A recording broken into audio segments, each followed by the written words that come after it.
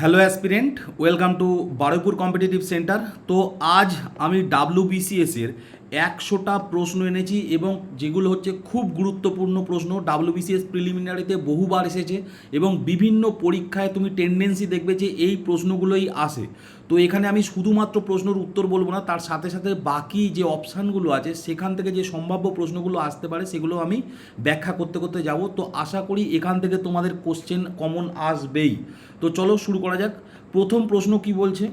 বলছে যে সিন্ধু সভ্যতার কোন প্রত্নতাত্ত্বিক কেন্দ্রটি একটি বিশাল প্রাচীর দ্বারা বেষ্টিত এবং সেখানে কি 3টে প্রশাসনিক অংশে বিভক্ত ছিল, যেখানে একটি স্টেডিয়ামের অবশেষ মিলেছে। আমি এই প্রশ্নগুলো এইভাবেই করছি যাতে ইনফরমেশান তোমার অনেক বেশি চলে যায়। তাহলে স্টেডিয়াম মিলেছে, 3টি প্রশাসনিক কেন্দ্র ছিল এবং বিশাল প্রাচীর দ্বারা ঘেরা ছিল, কোনটা?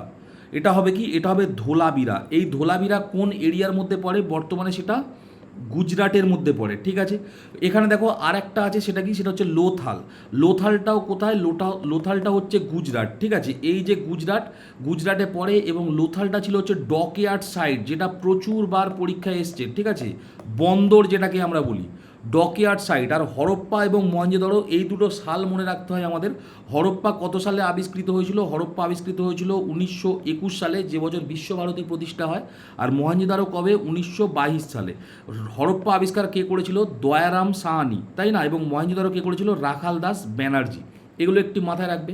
আর যত গ্রেট আছে, ঠিক আছে, সেটা গ্রেট বাথ হতে পারে, গ্রেট গ্র্যানারি হতে পারে, এই সমস্ত কিছু কোথায় আছে? সমস্ত কিছু পাওয়া গেছিলো মহেঞ্জোদারো থেকে। আর হরপ্পা থেকে কি পাওয়া গেছিলো? হরপ্পা থেকে এরকম 6টা আর কি সারিবদ্ধ গ্র্যানারি পাওয়া গেছিলো হরপ্পা থেকে। নেক্সট 2 নম্বর প্রশ্ন কি বলছে? বলছে ভারতীয় সংবিধানের কোন অংশ বা অনুচ্ছেদকে সংবিধানের রচয়িতা ডক্টর বি.আর. আম্বেদকর সংবিধানের আত্মা বলেছে? হৃদয় ও আত্মা, ঠিক আছে, হার্ট অ্যান্ড সোল বলেছে। এটা কোনটা হবে? এটা হবে অপশান সি, অর্থাৎ 32 নম্বর ধারা। এখানে কি আছে? এখানে বলা আছে যদি ফান্ডামেন্টাল রাইট ভায়োলেট হয়, 32 নম্বর ধারা ইউজ করে আমরা ডিরেক্ট কী করতে পারি? সুপ্রিম কোর্টে যেতে পারি। এবং এটা যদি হাইকোর্টের ক্ষেত্রে হয় তখন আমরা কি বলবো? হাইকোর্টের ক্ষেত্রে হলে আমরা বলবো হচ্ছে 226 নম্বর ধারা। ঠিক আছে, সুতরাং সুপ্রিম কোর্টে এক, হাইকোর্টে এক, এই দুটো আমাদের মাথায়, হাইকোর্টে আর এক, এই দুটো ধারা আমাদের মাথায় রাখতে হবে। ঠিক আছে, এবার হৃদয় ও আত্মা বলেছে তো, কিন্তু যদি শুধু সোল বলে, ঠিক আছে, শুধুমাত্র আত্মা, সংবিধানের আত্মা কাকে বলা হয়? সেটা বলা হয় প্রস্তাবনাকে, প্রিয়াম্বেলকে। এবং কে বলেছিল এটা? ঠাকুরদাস ভার্গব। ঠাকুরদাস ভার্গব, ঠিক আছে, ইনি বলেছিলেন হচ্ছে সোল অফ দ্য কনস্টিটিউশন হচ্ছে কি? প্রিয়াম্বেল। ঠিক আছে, যেটা প্রস্তাবনা। এবং এখানে আছে ডিপিএসপি, যেটা কত থেকে? 36 থেকে 51 নম্বর আর্টিকেল এবং পার্ট 4-এতে আছে। নেক্সট কি? নেক্সট হচ্ছে একটা সায়েন্স থেকে প্রশ্ন এবং খুব কমন প্রশ্ন, কিন্তু পরীক্ষাতেও আসে। দেখো, গ্রীষ্মকালে কোনো ব্যক্তি সাদা পোশাক পরলে বেশি আরামদায়ক অনুভব করেন, কিন্তু শীতকালে কালো পোশাক বেশি উপযোগী। এর পিছনে বৈজ্ঞানিক কারণ কি? দেখো, আমরা সবাই জানি সাদা পোশাক মেনলি কী করে? রিফ্লেক্ট বেশি করে। আর কালো, ব্ল্যাক কী করে? মানে বেশি কী করে? অ্যাবজর্ব করে, তাই না? তাহলে কি হচ্ছে? তাহলে এখানে দেখো এই অপশান অনুযায়ী কী হচ্ছে? দেখো অপশান সিটা দেখো, বলছে বিকিরণ করছে উত্তম প্রতিফলক হিসাবে, আর কালো পোশাক কী হচ্ছে? উত্তম শোষক। ঠিক আছে, অ্যাবজর্ব ভালো করে। তাহলে অপশান সি হচ্ছে উত্তর। এবং এই কারণটার জন্য যে ছাতা থাকে, ছাতার উপরে কালো থাকে এবং নিচে দেখবে সাদা থাকে। এটাও কিন্তু একটা প্রশ্ন। নেক্সট বলছে ভারতের কোন পঞ্চবার্ষিকী পরিকল্পনা মূল খসড়াটি বিখ্যাত পরিসংখ্যানবিদ, যেটাকে স্ট্যাটিস্টিশিয়ান বলা হয়, পিসি মহালানবিস ভারী শিল্পায়নের কৌশলের উপর ভিত্তি করে তৈরি করেছিল? ঠিক আছে, তো 5 ইয়ার প্ল্যান আমরা সবাই জানি যে ফার্স্ট 5 ইয়ার প্ল্যান তৈরি হয়েছিল কত? 1951 সাল থেকে 1956 সাল পর্যন্ত চলেছিল। এবং সেকেন্ড 5 ইয়ার প্ল্যান ঠিক তারপরে, অর্থাৎ 1956 সাল থেকে শুরু করে 1961 সাল পর্যন্ত সেকেন্ড 5 ইয়ার প্ল্যান চলেছিল। এবং এখানে যে প্রথম 5 ইয়ার প্ল্যান আছে তাকে আমরা কি বলি? তাকে আমরা হ্যারড এবং ডোমার মডেল বলি। Harrod Domar model. এবং এটা কিসের উপরে কাজ করা হয়েছিল? এটা মেনলি কাজ করা হয়েছিল এগ্রিকালচার বা কৃষির উপরে এইটা কাজ করা হয়েছিল। এবং দ্বিতীয় 5 ইয়ার প্ল্যানটা কী হচ্ছে? মহালানবিস মডেল বলা হয়, যেটা তোমাদের এখানে আছে। এবং এটাই হবে এর উত্তর। এটা কি হচ্ছে? এটা হচ্ছে শিল্প বা ইন্ডাস্ট্রির উপরে কাজ করা হয়েছিল। ঠিক আছে, তো এখানে কি বলেছে? বলেছে মহালানবিস মডেল। তাহলে মহালানবিস মডেল কোনটা হচ্ছে? হচ্ছে দ্বিতীয় 5 ইয়ার প্ল্যান।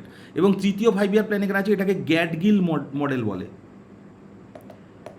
গ্যাটগিল মডেল, যেটা কি করা হয়েছিল? যেটা হচ্ছে তোমার কৃষি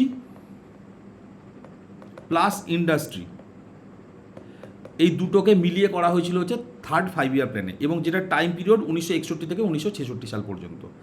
নেক্সট 5 নম্বর প্রশ্ন কি বলছে, বলছে আন্দামান দ্বীপপুঞ্জ ও নিকোবর দ্বীপপুঞ্জকে ভৌগোলিকভাবে পরস্পরকে পৃথক করে, যেটা ভীষণ ইম্পর্ট্যান্ট, ভীষণ ইম্পর্ট্যান্ট। দেখো, আন্দামান এবং নিকোবর বললে 10 ডিগ্রি, এটা তো মানে খুব ইম্পর্ট্যান্ট এবং সহজ। এখানে আমাদের কি কি জানতে হবে, 8 ডিগ্রি, 9 ডিগ্রি, 10 ডিগ্রি, আর হচ্ছে যেটা আছে ডানকান প্যাসেজ, এই চারটে আমাদের জানতে হবে, ঠিক আছে। তো 8 ডিগ্রি চ্যানেল কি, 8 ডিগ্রি চ্যানেল হচ্ছে মনে রাখবে মালদ্বীপ এবং মিনিকয়, এদের মধ্যে হচ্ছে তোমার 8 ডিগ্রি চ্যানেল। 9 ডিগ্রি চ্যানেল কি, 9 ডিগ্রি চ্যানেল হচ্ছে মিনিকয়, আর তার সাথে কি, তার সাথে হচ্ছে আমাদের লাক্ষাদ্বীপ, ঠিক আছে। এটা লাক্ষাদ্বীপ অপশানে না থেকে যদি কাবারাত্রি থাকে তাহলে কাবারাত্রিও মারবে, কারণ লাক্ষাদ্বীপেরই রাজধানী হচ্ছে কাবারাত্রি। 10 ডিগ্রি তো এখানে বলা হয়েছে আন্দামান এবং নিকোবরের মাঝখানে আছে। এবার দেখো ডানকান প্যাসেজ, ডানকান প্যাসেজ যদি আসে তাহলে মনে রাখবে সাউথ আন্দামান এবং লিটিল আন্দামান, ঠিক আছে। এই দুটোর মধ্যে কে আছে, এই দুটোর মধ্যে আছে ডানকান প্যাসেজ। আর পক প্রণালী কার মধ্যে আছে, এইটা যদি ভারত হয়, এটা যদি শ্রীলঙ্কা হয়, মাঝখানে কে আছে, মাঝখানে আছে পক প্রণালী বা পক স্ট্রেট। নেক্সট 6 নম্বর প্রশ্ন কি বলছে, বলছে ঋগ্বেদে বিখ্যাত 10 রাজার যুদ্ধ কোন নদীর তীরে সংঘটিত হয়েছিল, যাকে আমরা পুরুষানি বলি। মনে রাখবে পুরুষ, তাহলে একটা মহিলার নাম নাও, তাহলে মহিলার নাম কি, ইরাবতী, তাহলে উত্তর হবে অপশান সি। এইভাবে মনে রাখবে, পরীক্ষায় ডিরেক্ট চলে আসে যে পুরুষানি নদী কার, মানে কার বর্তমান কোন নদীর নাম, ঋগ্বেদে পুরুষানি নদী ছিল, ডিরেক্ট কোশ্চেন চলে আসে। তাহলে এটা ট্রিক আছে একটা, পুরুষ তাহলে একটা মহিলার নাম ইরাবতী, ঠিক আছে। আর এখানে দেখো বিতস্তা, বিতস্তার বর্তমান নাম কি, মানে বর্তমান নাম বলতে বিতস্তা তো নাম, বাংলায় আমরা বিতস্তা বলি, এমনি বিতস্তাকে কি বলা হয়, বিতস্তাকে কি বলা হয়, চেনাব, তাই না, চেনাব। এই চেনাবের আগের নাম কি ছিল, আসিকিনি বা আসকিনি, আমি মনে হয় একটু ভুল লিখলাম, আসকিনি হচ্ছে চেনাবের হচ্ছে আগের নাম, বুঝতে পারলে। এবার এটারও একটা ট্রিক দিয়ে আমি মনে রাখাই, এটা প্রচুর ইম্পর্টেন্ট, বহুবার এইটা পরীক্ষায় এসছে, কি যে চেনা কখন চেনা হবে, যখন তুমি তাকে আস্ক করবে, জিজ্ঞাসা করবে, কিছু প্রশ্ন করবে, তারপরেই তো সে চেনা হবে। তাহলে এই লিঙ্কে মনে রাখবে, কারণ এইটা প্রশ্নটা বহুবার আসে আর কিন্তু গুলিয়ে যায় অনেকের, তাই জন্যই হচ্ছে এই ট্রিকটা। নেক্সট কি বলছে, লোকসভা বা রাজ্যসভার যৌথ অধিবেশন ডাকার ক্ষমতা রাষ্ট্রপতির আছে, ঠিক আছে। বলছে সভাপতিত্ব কে করবে, প্রথম কথা যৌথ অধিবেশন যখন ডাকতে হবে আমাদের কত নম্বর আর্টিকেলে আছে, আর্টিকেল 108-এ হচ্ছে যৌথ অধিবেশনের কথা বলা আছে। যৌথ অধিবেশন মানে কি তোমরা সবাই জানো, এটা হচ্ছে পার্লামেন্ট, পার্লামেন্টের একটা হচ্ছে লোকসভা আছে, একদিকে হচ্ছে রাজ্যসভা আছে, মাঝখানে প্রেসিডেন্ট আছে, মোটামুটি প্রেসিডেন্ট ডেকে নিল, দুজনে মিলে চলে একসাথে, যেটা আমাদের বর্ষাকালে আর কি টিচাররা আর কি একসাথে ক্লাস করাতো। তো যাই হোক, যৌথ অধিবেশন ডাকা হলো। এবার এর মানে সভাপতিত্ব কে করবে, তার কারণ একদিকে তো স্পিকার থাকে, আর একদিকে কি থাকে, আর একদিকে থাকে আমাদের ভাইস প্রেসিডেন্ট, যেটা x officio chairman of Rajya Sabha. তাহলে সভাপতিত্ব কাকে করতে দেওয়া হবে, দেওয়া হবে স্পিকারকে, ঠিক আছে, অবশ্যই স্পিকারকে। স্পিকার হচ্ছে যৌথ অধিবেশনে প্রথম সভাপতিত্ব করে। আচ্ছা, স্পিকার যদি না থাকে, স্পিকার না থাকলে ডেপুটি স্পিকার, ডেপুটি স্পিকার যদি না থাকে তাহলে কিন্তু এই ঘরের যে ভাইস প্রেসিডেন্ট সে কিন্তু কোনোভাবেই করবে না, তারপরে ডেপুটি চেয়ারম্যান অফ রাজ্যসভা হবে, বুঝতে পারলে। তো যাই হোক, স্পিকার হচ্ছে মোটামুটি মনে রাখবে, কোশ্চেন আসে যে যৌথ অধিবেশনের সভাপতিত্ব কে করে, সেটা হয় স্পিকার। এবং স্পিকার খুব বড় পোস্ট, বুঝলে, মানে কত বড় পোস্ট বলবো, চিফ জাস্টিস অফ ইন্ডিয়া যে লেভেলে আছে, চিফ জাস্টিস অফ ইন্ডিয়া সেই লেভেলের পোস্ট ওটা। এইটাও পরীক্ষায় কোশ্চেন আসে যে কার হচ্ছে সমতুল্য, চিফ জাস্টিস অফ ইন্ডিয়ার সমতুল্য হচ্ছে স্পিকার, যার সম্পর্কে বলা আছে আর্টিকেল 93। নেক্সট 8 নম্বর প্রশ্ন কি বলছে, বলছে ঘরের তাপমাত্রায় কোনো কাঁচের গ্লাসে বরফ রাখলে গ্লাসের বাইরের গায়ে জলের ফোঁটা জমতে দেখা যায়। এই ঘটনাটি মানে বলছে কোন অবস্থার পরিবর্তনকে নির্দেশ করে। দেখো, আমরা সবাই জানি এই হচ্ছে তোমার জল, জলে একটু টেম্পারেচার যখনই পড়ে তখন কি হয়, জল হচ্ছে লিনতাপ বা ল্যাটেন্ট হিট, লিনতাপ ত্যাগ করে কি হয়ে যায়, সেটা হয়ে যায় তোমার হচ্ছে জল থেকে কি হয়ে যায়, জল থেকে হয়ে যায় এটা বাষ্প, ঠিক আছে। এইটাকে আমরা কি বলি, এইটাকে আমরা বাষ্পীভবন বলি। কিন্তু ঠিক এর উল্টোটা, মানে ধরে নাও বাষ্প আছে, সেটা যখন তুমি একটু ঠান্ডা জায়গায় নিয়ে চলে আসছো তখন কি হচ্ছে, সে ল্যাটেন্ট হিট কী করছে, ল্যাটেন্ট হিট ছেড়ে দিচ্ছে, ল্যাটেন্ট হিট যখন ছেড়ে দিচ্ছে তখন সে আবার ওই জলে রূপান্তরিত হচ্ছে। এইটা হচ্ছে ঠিক বাষ্পীভবনের একদম উল্টো জিনিস, যেটাকে আমরা কি বলবো, যেটাকে আমরা বলবো ঘনীভবন, অর্থাৎ অপশান বি, ঠিক আছে। যেটাকে আমরা কি বলবো, যেটাকে আমরা বলবো ঘনীভবন। এই ঘনীভবনের এক্সাম্পল কি, একটা হচ্ছে যে শিশির, ঠিক আছে, মেঘ, এইগুলো হচ্ছে সব ঘনীভবনের এক্সাম্পল। ঠিক আছে, আর কি আর হতে পারে তোমার হচ্ছে কুয়াশা, শিশির বলেছি মানে কুয়াশাও একই ব্যাপার। নেক্সট 9 নম্বর প্রশ্ন কি বলছে, বলছে 1935 খ্রিস্টাব্দে প্রতিষ্ঠিত হওয়া ভারতের কেন্দ্রীয় bank reserve bank of India কোন সালে আইন পাসের মাধ্যমে সম্পূর্ণ জাতীয়করণ করা হয়েছিল বা ন্যাশনালাইজ করা হয়েছিল? দেখো, রিজার্ভ ব্যাংক নিয়ে কিছু কিছু কথা বলা, সেটা হচ্ছে প্রথম হচ্ছে আরবিআই অ্যাক্ট কত সালে, এইটাই একটা পরীক্ষায় কোশ্চেন আসে 1934 সালে। ঠিক আছে, আরবিআই কবে এস্টাবলিশ হয়েছিল? আরবিআই এস্টাবলিশ হয়েছিল 1 এপ্রিল 1935 সাল। তারপরে কি হচ্ছে, তারপরে হচ্ছে আরবিআই যদি ফার্স্ট আমি গভর্নর বলি, ফার্স্ট গভর্নর, তাহলে কি হবে? তাহলে হচ্ছে ও স্মিথ। যদি ইন্ডিয়ান ফার্স্ট গভর্নর বলি তাহলে কি হবে? সিডি দেশমুখ। আর বর্তমান যদি গভর্নর বলি, তাহলে কি হচ্ছে? সঞ্জয় মালহোত্রা।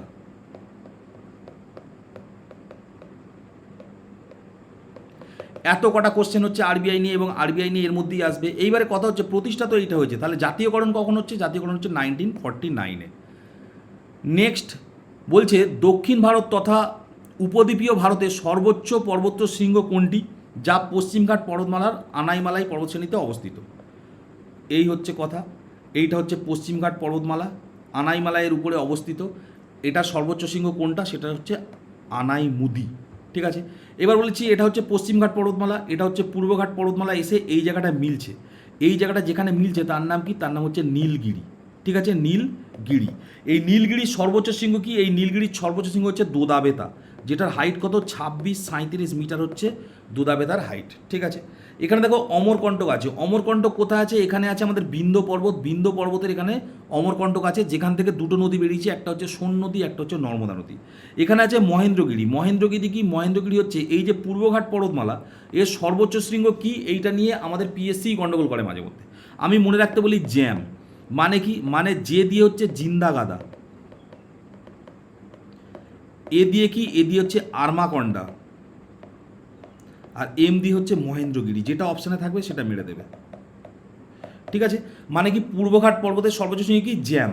যদি জিন্দাগাদা থাকে জিন্দাগাদা মেরে দেবে, অমরকণ্টক থাকলে অমরকণ্টক, মহেন্দ্রগিরি থাকলে মহেন্দ্রগিরি। যেটা অপশানে থাকবে সেটা, আর যদি সবকটা অপশানে থাকে তাহলে জিন্দাগাদা মারবে। নেক্সট 11 নম্বর প্রশ্ন কি বলছে, গৌতম বুদ্ধ তার জীবনের শেষ নিঃশ্বাস বা মহাপরিনির্মাণ কোন মহাজনপদের রাজধানী কুশীনগরে লাভ করেছিলেন? এটা কি হবে? দেখো, এটা হবে মল্ল। এবার এই যে গৌতম বুদ্ধের এক একটা ঘটনা এক একটা নাম দেওয়া, তাই না? এই যেমন মহাপরিনির্মাণ মানে হচ্ছে তার মৃত্যু বা শেষ নিঃশ্বাস, যেটাকে এখানে বলছে। যদি গৃহত্যাগ বলা হয়, যদি বলা হয় গৃহত্যাগ, এই গৃহত্যাগের ঘটনাটা কি বলা হয়? বলা হয় কি? মহাভিনিষ্ক্রমণ। মহাভিনিষ্ক্রমণ।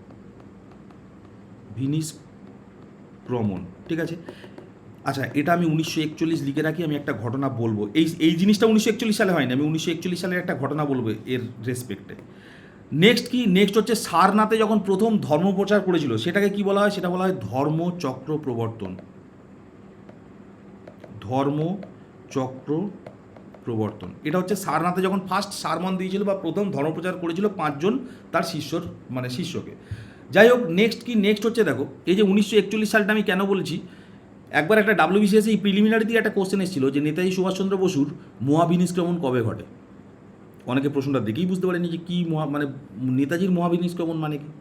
মানে বেসিক্যালি 1941 সালে নেতাজি যে গৃহত্যাগ করেছিল, তার যে ভাইপো ছিল শিশির কুমার বোস, যে বিহারের গোমো স্টেশন দিয়ে তাকে একদম পেশোয়া হয়ে কাবুল হয়ে ওপারে রাশিয়ায় পৌঁছে দেওয়া।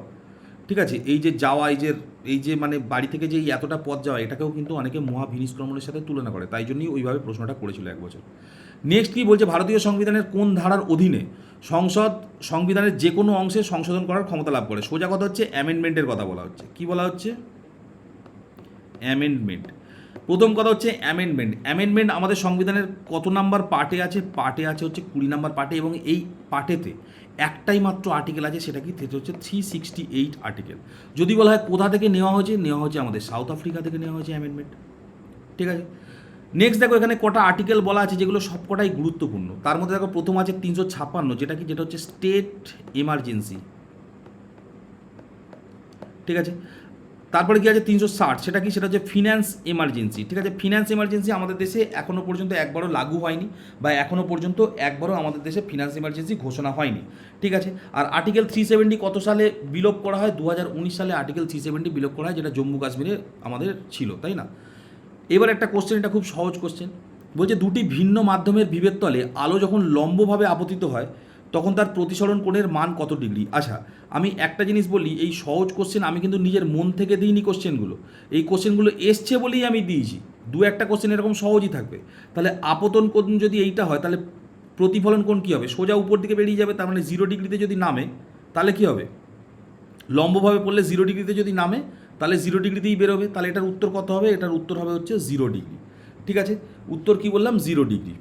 আচ্ছা, এটা কি 90 ডিগ্রি হবে? এক সেকেন্ড দাঁড়াও তো, না 0 ডিগ্রি হবে। নেক্সট 14 নম্বর প্রশ্ন কি বলছে? বলছে গ্রামীণ ভারতের কৃষিক্ষেত্রে এবং গ্রামীণ কুটির শিল্পে ঋণ দেওয়ার সর্বোচ্চ স্বশাসিত ব্যাংক নাবার্ড কত খ্রিস্টাব্দে শিবরাম কমিটির সুপারিশে গঠিত হয়েছিল? ঠিক আছে, এই নাবার্ড হচ্ছে শিবরাম কমিটি, এইটাই হচ্ছে একটা গুরুত্বপূর্ণ প্রশ্ন। নাবার্ড তৈরি হয়েছিল 1982 সালে, গুরুত্বপূর্ণ প্রশ্ন। নাবার্ডের ফুল ফর্মটা হচ্ছে গুরুত্বপূর্ণ প্রশ্ন। এই নাবার্ডের এন এ মানে হচ্ছে ন্যাশনাল। আরও ভালো হয় এই ন্যাশনালটা এইভাবে লিখলে, NATIONL, যেহেতু এটা হচ্ছে ন্যাশনাল। ঠিক আছে, national bank for agricultural and rural development. ঠিক আছে, এটা হচ্ছে নাবার্ডের ফুল ফর্ম। আর এখানে দেখো 1975 আছে, এখানে RREB। ঠিক আছে, রিজনাল রুরাল ব্যাংক, এই RRB প্রতিষ্ঠা হয়েছিল হচ্ছে তোমার 1975 সালে, সেটাও মনে রাখবে। 1969-এ কী হয়েছিল? আমাদের ইসরো হয়েছিল 1969-এ, এবং 14টা ব্যাংক ন্যাশনালাইজ হয়েছিল হচ্ছে 1969-এ। বলছে তিব্বতের মানস সরোবরের কাছে উৎপন্ন হওয়া সাংপো নদী ভারতের কোন রাজ্যে প্রবেশ করে দিহং নাম ধারণ করেছে? আচ্ছা, ভারতবর্ষ।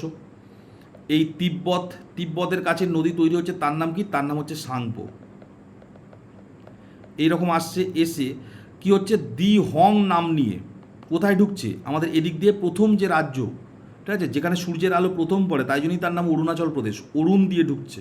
অরুণাচল প্রদেশে ঢুকে তারপরে কি হচ্ছে? তারপর আসামে ঢুকছে। আসামে যখন যাচ্ছে তখন তার নাম হয়ে যাচ্ছে কি? তখন তার নাম হয়ে যাচ্ছে ব্রহ্মপুত্র। আসাম থেকে কি হচ্ছে? মেঘালয়ের ধুবড়ির কাছে যখন আসছে তখন সোজা চলে যাচ্ছে বাংলাদেশে, তখন তার নাম হয়ে যাচ্ছে যমুনা। এটা ইয়ামুনা নয় কিন্তু, এটা যমুনা। ঠিক আছে, এবং তোমরা সবাই জানো এখান থেকে কী হচ্ছে? এখান থেকে গঙ্গা নদী তৈরি হচ্ছে। গঙ্গা নদী তৈরি হয়ে আমাদের কলকাতায় আসছে। কলকাতা থেকে কী হচ্ছে? গঙ্গা নদী তৈরি হচ্ছে মুর্শিদাবাদের এখান থেকে, একটা পার্ট আমাদের কলকাতায় চলে আসছে হুগলি নাম নিয়ে, আর একটা পার্ট বাংলাদেশে চলে যাচ্ছে। এবার ওখানে গিয়ে ওই জায়গাটা মিট করছে ব্রহ্মপুত্রের সাথে, মিট করে যে বাকি যে নদীটা তার নাম হচ্ছে মেঘনা। ঠিক আছে, মানে একটা নদীর কত নাম দেখো, সাংপো, দিহং, ব্রহ্মপুত্র, যমুনা, মেঘনা, এত কটা নাম। যাই হোক, তাহলে কোথায় ঢুকেছিল দিহং? আমি প্রথমেই বলেছিলাম যে রাজ্যটা ঢুকেছিল তার নাম হচ্ছে অরুণাচল প্রদেশ। আসামে তার নাম কি? আসামে তার নাম হচ্ছে ব্রহ্মপুত্র। আর মেঘালয়ের ধুবড়ির কাছে কি হয়েছে? ওই বাংলাদেশে প্রবেশ করে গেছে। নেক্সট বলছে মগধের যে হর্ষঙ্গ বংশ ছিল, এই হর্ষঙ্গ রাজবংশের শ্রেষ্ঠ সম্রাট, যিনি নিজেকে কি করেছে? নিজের পিতাকে হত্যা করে সিংহাসনে বসেন এবং নিজে কুনিক উপাধি নিয়েছিল। আমি অনেক কটা দিয়ে দিচ্ছি, তার কারণ হচ্ছে ইনফরমেশান আমাদের লাগবে শেষ মুহূর্তে। তো হর্ষঙ্গ বংশ আছে, তার প্রতিষ্ঠাতা বা এস্টাবলিশ করেছিল বিম্বিসার। তারই ছেলে ছিল কে? তারই ছেলে ছিল অজাতশত্রু। এই অজাতশত্রু কী করেছিল? অজাতশত্রু হচ্ছে নিজের পিতাকে অর্থাৎ বিম্বিসারকে হত্যা করেছিল এবং নিজে কুনিক উপাধি নিয়েছিল। এখানে উদয়ন আছে, উদয়ন মানে আসলেই আমার যেটা হয়ে যায় সেটা হচ্ছে পাটনা বা পাটলিপুত্র, যেটা বর্তমানে হচ্ছে পাটনা, তাই না? এই পাটলিপুত্র কে প্রতিষ্ঠা করেছে? উদয়ন। অন্য কোনো অপশানে যাবেই না, পাটলিপুত্র নাম আসলেই উদয়ন মারবে। আর এখানে আছে শিশুনাগ বংশের প্রতিষ্ঠা করেছিল কে? শিশুনাগ বংশের প্রতিষ্ঠাতা হচ্ছে শিশুনাগ নিজেই। নেক্সট 17 নম্বর প্রশ্ন কি বলছে? বলছে কত খ্রিস্টাব্দে 73তম সংবিধান সংশোধনের মাধ্যমে ভারতের ত্রিস্তরীয় পঞ্চায়েত ব্যবস্থা আইনি ও সাংবিধানিক স্বীকৃতি দেওয়া হয়েছিল? এবার একটা কথা বলি, আমাদের যে পঞ্চায়েতি ব্যবস্থা ওটা হচ্ছে কি? ওটা হচ্ছে ত্রিস্তরীয়। প্রথম কথা যেটা বলার সেটা হচ্ছে পঞ্চায়েত রাজ আমাদের দেশে কত নম্বর আর্টিকেলে আছে? আর্টিকেল 40-এ আছে, যেটা DPSPর মধ্যে আছে। পরে কি হচ্ছে? পরে হচ্ছে 243 থেকে 243-এর ও পর্যন্ত হচ্ছে কি পঞ্চায়েতি ব্যবস্থার কথা বলা আছে। ঠিক আছে, এইবারে দেখো আমাদের শিডিউলে আগে ছিল না, আগে তো আমাদের ছিল হচ্ছে টোটাল মানে 8টা শিডিউল, পরে হচ্ছে 11 নম্বর শিডিউলে আনা হয়েছে এই 73তম সংবিধান সংশোধনের মাধ্যমে। ঠিক আছে, যখনই তোমার এই 73তম সংবিধান সংশোধন আসবে সেটা 1992 সাল মারবে, এবং 73তম সংবিধান সংশোধন এবং 74তম সংবিধান সংশোধন, এটা কি, এটা হচ্ছে পঞ্চায়েত, আর এইটা কি, এইটা হচ্ছে মিউনিসিপালিটি। ঠিক আছে, পঞ্চায়েত এবং মিউনিসিপ্যালিটি এই দুটোই হচ্ছে কত, দুটোই হচ্ছে 1992 সালে এসছে এবং 73 ও 74তম সংবিধান সংশোধনের মাধ্যমে এসছে। যদি তোমাকে জিজ্ঞাসা করে প্রথম পঞ্চায়েত শুরু হয়েছিল কোথায় স্বাধীন ভারতের, সেটা হবে কি, সেটা হবে রাজস্থানের নাগৌর বলে একটা ডিস্ট্রিক্ট ছিল। ঠিক আছে, নাগৌর সেই ডিস্ট্রিক্ট হচ্ছে প্রথম পঞ্চায়েত। তারও আগে যদি ইতিহাস দেখো তাহলে চোল সাম্রাজ্যেও কিন্তু পঞ্চায়েতি রাজের ব্যবস্থা কিন্তু দেখতে পাওয়া যায়।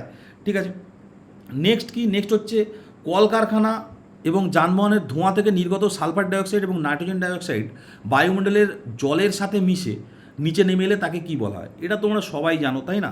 এই মানে নাইট্রোজেন ডাইঅক্সাইড আর হচ্ছে তোমার সালফার ডাইঅক্সাইড, এরা বেসিক্যালি কী হয়, নাইট্রোজেন ডাইঅক্সাইড নাইট্রিক অ্যাসিড তৈরি করে, আর সালফার ডাইঅক্সাইড কী করে, সালফিউরিক অ্যাসিড তৈরি করে কী হয়, যে অ্যাসিড বৃষ্টি ঘটায়, এবং এই অ্যাসিড বৃষ্টির জন্যই কী হয়, স্টোন ক্যান্সার হয়, তাই না, যার জন্য কী হচ্ছে, তার জন্য তাজমহল যার ভুক্তভোগী, স্টোন ক্যান্সার হয়। ঠিক আছে, এখানে আর কিছু আছে, আর হচ্ছে দেখো ওজোন স্তর আছে, ওজোন স্তরের যে ক্ষয় হয় তার মেন কারণ কি, সিএফসি। আর গ্রিন হাউসে একবার পরীক্ষা এসেছিল যে সব থেকে এফেক্টিভ গ্রিন হাউস কোনটা, সেটা হয় কিন্তু কার্বন ডাইঅক্সাইড। নেক্সট, অর্থনীতিতে হচ্ছে ফিলিপস রেখা অনুযায়ী যদি কোনো দেশের বাজারে বেকারত্বের হার খুব কমে যায় তবে কোনটির হার দ্রুত বাড়বে। আচ্ছা, ফিলিপসের রেখাটা আমি একটু আঁকি। ঠিক আছে, একদিকে থাকে কি, একদিকে হচ্ছে ইনফ্লেশন, আর একদিকে থাকে হচ্ছে আনএমপ্লয়মেন্ট। তাহলে এখান থেকেই মোটামুটি তোমার মানে তুমি বুঝে গেছে যে মোটামুটি ফিলিপস রেখা কিসের উপর নির্ভরশীল। ঠিক আছে, ফিলিপস রেখা হচ্ছে কিসের, একদিকে ইনফ্লেশন আর একদিকে আনএমপ্লয়মেন্ট। তোমার এখানে কি বলেছে, বেকারত্ব খুব কমে যাচ্ছে, তাহলে বাকি কি পড়ে রইলো, তাহলে নিশ্চয়ই ইনফ্লেশন মানে মুদ্রাস্ফীতির হারই উত্তর হবে। কিন্তু ফিলিপস রেখাটা কি আমি সেটাও দেখিয়ে দিই, এইটা তো রেখাটা অনেকটা এইরকম আছে। যত হচ্ছে তোমার এমপ্লয়মেন্ট কমবে তত দেখো মুদ্রাস্ফীতি বাড়ছে, যত এমপ্লয়মেন্ট বাড়বে তত কি হচ্ছে, মুদ্রাস্ফীতি কমছে। ঠিক আছে, এটা হচ্ছে ফিলিপস রেখা বলা হয়। ঠিক আছে, মনে রাখবে হচ্ছে দুটো জিনিসের উপরে নির্ভরশীল, একটা দিয়ে দেবে আর একটা তোমাকে বলতে হবে, কিংবা অনেক সময় দুটোই জিজ্ঞাসা করে। ঠিক আছে, ফিলিপস রেখা হচ্ছে ইনফ্লেশন এবং আনএমপ্লয়মেন্টের মধ্যে হচ্ছে কাজ করে। নেক্সট 20 নম্বর প্রশ্ন কি বলছে, 20 নম্বর প্রশ্ন বলছে যে নর্মদা নদী অমরকণ্টক মালভূমি থেকে উৎপন্ন হয়ে কোন বিশেষ ভূপ্রকৃতির গঠনের উপত্যকার মধ্য দিয়ে পশ্চিমে বাহিত হয়ে খাম্বাদ উপসাগরে পতিত হয়েছে। ঠিক আছে, তো চলো, এইটা হচ্ছে কি, এইটা হচ্ছে আমাদের ভারতবর্ষ। এবার এই যে ভারতবর্ষ, এখানে অমরকণ্টক থেকে উৎপত্তি হচ্ছে, আমি বলে দিই, একটা হচ্ছে বিন্দু আছে, তার নিচে আছে কি সাতপুরা, এর মাঝখান দিয়ে কি হচ্ছে, এর মাঝখান দিয়ে গ্রস্ত উপত্যকা দিয়ে হচ্ছে নর্মদা নদী আসছে এবং এসে কি হচ্ছে, খাম্বাদ উপসাগরে পতিত হচ্ছে। ঠিক আছে, 20 নম্বর প্রশ্ন কি বলছে, চন্দ্রগুপ্ত মৌর্যের রাজত্বকালে 300 খ্রিস্টপূর্বাব্দে জৈন ধর্মের প্রথম ঐতিহাসিক সম্মেলন কোন শহরে হয়। তোমরা মনে রাখবে, আমি ভারতের ম্যাপ এঁকে দিচ্ছি, আর কোনোদিন ভুলবে না। প্রথম সম্মেলনটা হয়েছিল এখানে, দ্বিতীয় সম্মেলনটা হয়েছিল এখানে। ঠিক আছে, তাহলে প্রথম সম্মেলনটা আমি কি করব, প্রথম সম্মেলনটা আমি পাটলিপুত্রে দাগ মারবো, আর দ্বিতীয় সম্মেলনটা কি হচ্ছে, বল্লভী। ঠিক আছে, বল্লভী যেটা বলা হয় বল্লভীতে। প্রথমটা হয়েছিল 300 বিসি, আর তারপর একটা মোটামুটি 512 এডি বলা হয়, বা অনেকে 600 বলে দেয়, অনেকে 500 বলে দেয়, অত মানে স্পেসিফিক নেই, বিভিন্ন বইয়েতে বিভিন্ন রকম আছে। দুটো সম্মেলন হয়েছিল, জৈন সম্মেলন। বুদ্ধ সম্মেলন হয়েছিল কত, বুদ্ধিস্ট সম্মেলন হয়েছিল 4টে। সেই 4টে তোমরা জানো, ঘুম থেকে উঠে জিজ্ঞাসা করলেও যেন তুমি বলে দিতে পারো। ঠিক আছে, আমি একটু বলে দেবো, চলো বলে দিই। প্রথম কথা হচ্ছে 4টে কোন কোন জায়গায় হয়েছিল বুদ্ধিস্ট সম্মেলনে। বুদ্ধিস্ট সম্মেলন প্রথমে হয়েছিল, মনে রাখবে হচ্ছে কি, রবি পাকা মানে কি, রাজগৃহ। তারপরেরটা কি, তারপরেরটা হচ্ছে তোমার এই বৈশালী, তারপর হচ্ছে পাটলিপুত্র, আর হচ্ছে তোমার কাশ্মীর বা জালান্ধার। ঠিক আছে, এইটা হচ্ছে স্থানগুলো। ঠিক আছে, তারপর যদি বলে কার কার সময় হয়েছিল, প্রথমটা মনে রাখবে হচ্ছে কি, প্রথমটা মনে হচ্ছে অক মানে কি, অজাতশত্রু কালাশোক, তারপর অজাতশত্রু কালাশোক, হ্যাঁ অশোক, তারপর হচ্ছে কনিষ্ক, এদের টাইমে হয়েছিল। এবং কত কত সালে হয়েছিল সেগুলো প্রত্যেকটা মুখস্থ করবে। ওই 4টে হচ্ছে মানে সালগুলো তো তোমার ডিরেক্ট মুখস্থ করতে হবে, ট্রিকের কোনো ব্যাপার নেই, তাই আমি আর বলছি না। ঠিক আছে, বলছে কি, ভারতের উপরাষ্ট্রপতিকে পদাধিকার বলে সংসদের কোন উচ্চকক্ষের চেয়ারম্যান হিসাবে দায়িত্ব পালন করতে বলা হয় বা দায়িত্ব পালন করতে হয়। দেখো, একটা আর্টিকেল আছে হচ্ছে 63, যেখানে উপরাষ্ট্রপতি থাকবে এই কথাটা বলা আছে। আর একটা আর্টিকেল আছে কত 64, যেখানে কি বলা আছে, উপরাষ্ট্রপতি বা ভাইস প্রেসিডেন্ট শুড বি, কি বলছে, x officio chairman of Rajya Sabha. মানে কি, মানে পদাধিকার বলে রাজ্যসভার চেয়ারম্যান কে হয়ে থাকবেন, আমাদের হচ্ছে উপরাষ্ট্রপতি, মানে রাজ্যসভার প্রধান হচ্ছে উপরাষ্ট্রপতি। ঠিক আছে, নেক্সট 23 নম্বর প্রশ্ন কি বলছে, বলছে প্রাকৃতিক গ্যাসের অন্যতম প্রধান উপাদান এবং জলাভূমিতে জৈব পদার্থের অবাধ পচনের ফলে উৎপন্ন মিথেন গ্যাসকে প্রাচীনকাল থেকে আমরা কি নামে ডাকি। এটা হচ্ছে মার্স গ্যাস বলা হয়। ঠিক আছে, পচে তৈরি হয়, মার্স গ্যাস বলা হয়। এবং এই যে একে আলিয়াভূতও বলে অনেকে, আলিয়াভূত গ্রামের দিকে বলা হয়। তার কারণ কি, তার কারণ হচ্ছে এই পচে যেত, পচে গিয়ে মার্স গ্যাস বা তোমার তৈরি হচ্ছে মিথেন। আর মিথেন যখনই তৈরি হচ্ছে বায়ুর সংস্পর্শে এলেই মিথেন কি হয়ে যায়, মিথেনে আগুন লেগে যায় এবং এটা নীলাভ আগুন জ্বলে। এবার ধরো তুমি গ্রামে এই ধরো দেখতে পাচ্ছ হঠাৎ করে এরকম কোথাও কিছু নেই, জমি থেকে এরকমভাবে মানে একটা এরকম আগুন জ্বলে উঠলো, জাস্ট একটা আগুন জ্বলে আবার নিভে গেল। মানুষজন কী ভাববে, যে ভূত। যে জিনিসটা মানুষ জানে না সেই জিনিসটাই ভূত। ঠিক আছে, ওই জন্য দেখবে শহরে ভূত কম থাকে, গ্রামে ভূত বেশি থাকে। ঠিক আছে, তো এই জন্য দেখবে আমেরিকায় ভূত কম থাকে, আমাদের ইন্ডিয়াতে ভূত বেশি থাকে। ঠিক আছে, যেখানে মানুষের অবাধ আচরণ, যেখানে সায়েন্স বেশি কাজ করে, সেখানে ভূতের সংখ্যা একটু কমে যায়। ঠিক আছে, যাই হোক, 24 নম্বর প্রশ্ন কি বলছে, ভালো হচ্ছে, ভারত সরকার কোন আর্থিক বছরে সাধারণ বাজেটের সাথে দীর্ঘ 92 বছর পুরনো ঐতিহাসিক রেল বাজেটকে পুনরায় একত্রীভূত করে একক বাজেট পেশ করা শুরু করে। ঠিক আছে, এটা নিয়ে বেশ কিছু মানে বলার আছে। প্রথম হচ্ছে 1924 সাল, এর পর থেকে কি করা হয়েছিল, রেল বাজেট আর সাধারণ বাজেট দুটো আলাদা করা হয়।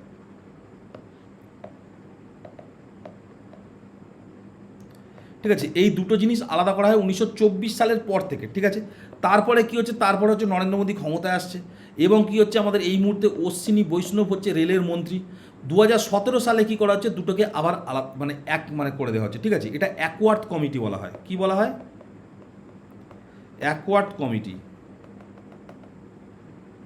ঠিক আছে, এই অ্যাকওয়ার্ড কমিটি হচ্ছে এই দুটোকে আলাদা করেছিল, কিন্তু পরবর্তীকালে আবার 2017-তে যুক্ত করে দেওয়া হয়। ঠিক আছে, তাহলে উত্তর কী হবে, উত্তর হবে 2017। এবং একটা কথা বলি, এই যতদিন হচ্ছে মানে আলাদা ছিল না, ততদিন রেলের খুব রিক্রুট হতো। তার কারণ প্রত্যেকবারে ওই রেল বাজেট করে বলতে হতো যে রেলে কতজন চাকরি হবে না হবে। যাই হোক, বলছে 25 নম্বর প্রশ্ন কি বলছে, বলছে ভারতের কোন উপকূলীয় অঞ্চলে উত্তর পূর্ব মৌসুমী বায়ু বা হচ্ছে প্রত্যাবর্তনকারী মৌসুমী বায়ুর কারণে বছরে সাধারণত দুবার বৃষ্টিপাত হয়। ঠিক আছে, এটা দেখো, এইটা হচ্ছে আমাদের ভারতবর্ষ। এখান থেকে কি হচ্ছে, মৌসুমী বায়ু ঢুকছে মোটামুটি 1 জুন তারিখে, ঢোকে কেরালায় প্রথম হিট করে, তারপর এখান দিয়ে যায়, গিয়ে মোটামুটি এদিকে চলে যায়। ঠিক আছে, এটা জুন মাসে। এবার শীতকালে কি হচ্ছে, এরা আবার ব্যাক করে। এবার দেখো যাওয়ার সময় কি করেছে, যেতে যেতে এই সমস্ত জায়গায় বৃষ্টি করে চলে গেছে। আর ফেরার সময় শীতকালে যখন ফিরছে তখন প্রত্যাবর্তনকারী মৌসুমী বায়ু, তখন এই জায়গাটা আবার কি হচ্ছে, আবার ফেরার সময় এখানে আবার বৃষ্টিপাত করাচ্ছে। এই জায়গাটার নামই হচ্ছে কি, এই জায়গাটার নামই হচ্ছে চোলামণ্ডলম, যেটাকে আমরা করমণ্ডল বলি, বা যেখানে তামিলনাড়ু থাকে। তাহলে উত্তর কী হবে, উত্তর হবে হচ্ছে করমণ্ডল। ঠিক আছে, করমণ্ডল উপকূলে হচ্ছে বছরে দুবার বৃষ্টিপাত ঘটে। নেক্সট কি বলছে, মৌর্য সম্রাট অশোকের শিলালিপিগুলির ভাষা প্রধানত কী ছিল, প্রধানত ভাষা কী হবে, প্রাকৃত ভাষা হবে। ঠিক আছে, এবং মাস্কি শিলালিপি অশোকের, এইটা মনে রাখবে, মাস্কি শিলালিপি, এইটা বারবার পরীক্ষায় আসে। এবং অশোকের আচ্ছা ওটা পরে বলে দিচ্ছি। 27 নম্বর প্রশ্ন কি বলছে, বলছে লোকসভার অর্থ বিল পেশ করার আগে ভারতের সংবিধানের কোন পদাধিকার ব্যক্তির পূর্বানুমতি নেওয়া বাধ্যতামূলক, মানে হচ্ছে তোমার আগে থেকে একটা পারমিশন নিয়ে নিতে হয়, সেটা হচ্ছে রাষ্ট্রপতি। ঠিক আছে, এখানে কি বলছে, বলছে দেখো অর্থ বিল কত নম্বর আর্টিকেলে আছে, অর্থ বিল আছে হচ্ছে 110 নম্বর আর্টিকেলে। অর্থ বিল মানে কোনো একটা বিল, সেটা অর্থ বিল কিনা সেটা কে ডিসাইড করে হচ্ছে স্পিকার সেটা ডিসাইড করে ওটা অর্থ বিল কি অর্থ বিল নয়। ঠিক আছে, এবং হচ্ছে বাজেট কত নম্বর আর্টিকেলে, 112 নম্বর আর্টিকেলে। এগুলো খুব আসে, তাই বারবার আমি বলছি। বলছে রসায়নে কাপড় কাচা সোডা বা ওয়াশিং সোডা স্ফটিক জল বাষ্পীভূত করে দিলে যে জলহীন সাদা গুঁড়ো সোডিয়াম কার্বনেট অবশিষ্ট থাকে তাকে বাণিজ্যিক ভাষায় কি বলা হয়, এটা কি হবে, এটা হচ্ছে সোডা ছাই, যেটাকে আমরা সোডা অ্যাশ বলে থাকি। ঠিক আছে, এখানে সোডা নিয়ে দুটো কোশ্চেন আসে, একটা হচ্ছে খাবার সোডা আর একটা হচ্ছে কাপড় কাচা সোডা।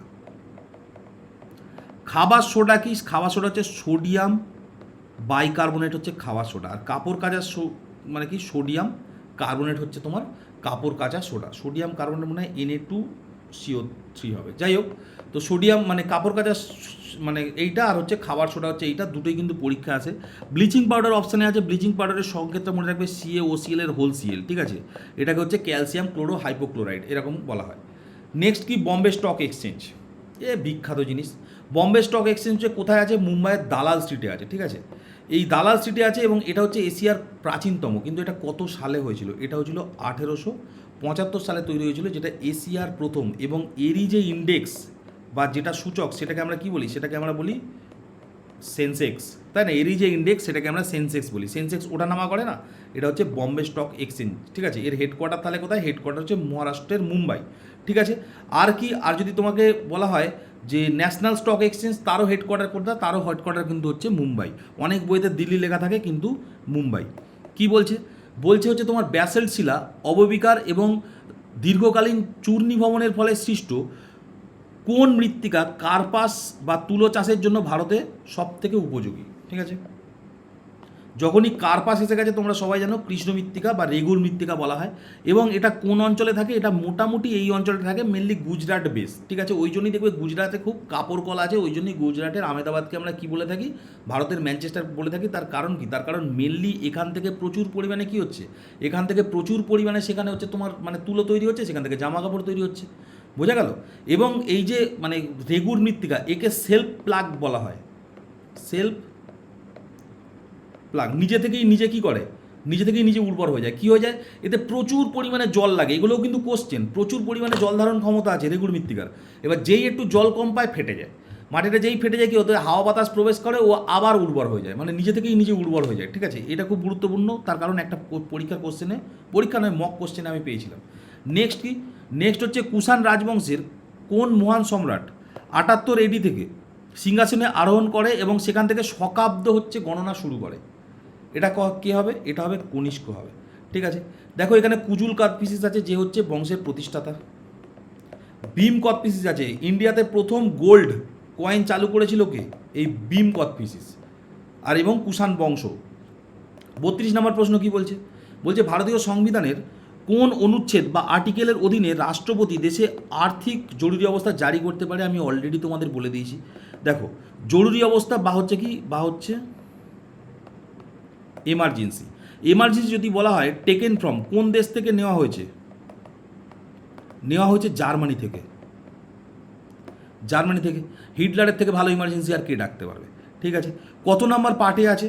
পার্ট হচ্ছে তোমার 18 নাম্বার পার্টে হচ্ছে কি আছে? এমার্জেন্সির কথা বলা আছে। এবং তিনটে হচ্ছে এমার্জেন্সি মেনলি আছে। একটা হচ্ছে ন্যাশনাল এমার্জেন্সি, যেটা হচ্ছে 352 নম্বর আর্টিকেল। একটা হচ্ছে স্টেট এমার্জেন্সি, যেটা কি, যেটা হচ্ছে 356 নম্বর আর্টিকেল। আর 360-এ কি আছে? 360-এ আছে হচ্ছে আমাদের ফিনান্স এমার্জেন্সি, ঠিক আছে, যেটার কথা এখানে জিজ্ঞাসা করেছে। আর আর্টিকেল 368 তোমরা সবাই জানো কি? অ্যামেন্ডমেন্ট, তাই না, সংশোধন। নেক্সট, পিতল, কাঁসা ও জার্মান সিলভার, এই তিনটি অত্যন্ত গুরুত্বপূর্ণ সংখ্যাধাতুর মিশ্রণের মধ্যেই কোন ধাতুটি উপস্থিত আবশ্যিকভাবে দরকার? তো এই তিনটে কি?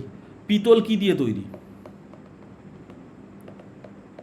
তামা আর জিঙ্ক, ঠিক আছে। জার্মান সিলভার কি দিয়ে তৈরি? এইটা খুব ইম্পর্টেন্ট, আমি তাই জন্যই লিখে দিচ্ছি। জার্মান সিলভার কি কি দিয়ে তৈরি? নিকেল, তামা আর হচ্ছে জিঙ্ক, ঠিক আছে। সব কটাতেই দেখবে এই কাঁসা, এই সব কটাতেই দেখবে এগুলো মেনলি কে থাকে? মেনলি কমন থাকে হচ্ছে তোমার তামা, ঠিক আছে। কমন থাকে কে? কমন থাকে তামা। জার্মান সিলভারটা মনে রাখবে, কেননা জার্মান সিলভারে কিন্তু সিলভার নেই, এই জন্যই বারবার কোশ্চেনে দেয়। 34 নম্বর প্রশ্ন বলছে ভারতের পরিকল্পনা কমিশনের পরিবর্তে 2015 সালের 1 জানুয়ারি ভারত সরকারের সর্বোচ্চ যে থিঙ্ক ট্যাঙ্ক হিসাবে কোন নতুন স্বশাসিত প্রতিষ্ঠান গঠিত হয়েছিল? আমাদের আগে কী ছিল? আগে আমাদের ছিল হচ্ছে প্ল্যানিং কমিশন, ঠিক আছে। এবার 2014 সাল আসছে, যেখানে কী হচ্ছে? বিজেপি সরকার ক্ষমতায় আসছে, এবং ক্ষমতায় আসার পর তার পরের বছর অর্থাৎ 2015 সালের একদম 1 জানুয়ারি থেকে যেটা শুরু করছে, তার নাম হচ্ছে নীতি আয়োগ। এক বছর WBCS প্রিলিতে এসছে নীতি আয়োগের ফুল ফর্ম কি, ঠিক আছে? নীতি আয়োগ, এর ফুল ফর্ম কি মনে রাখবে?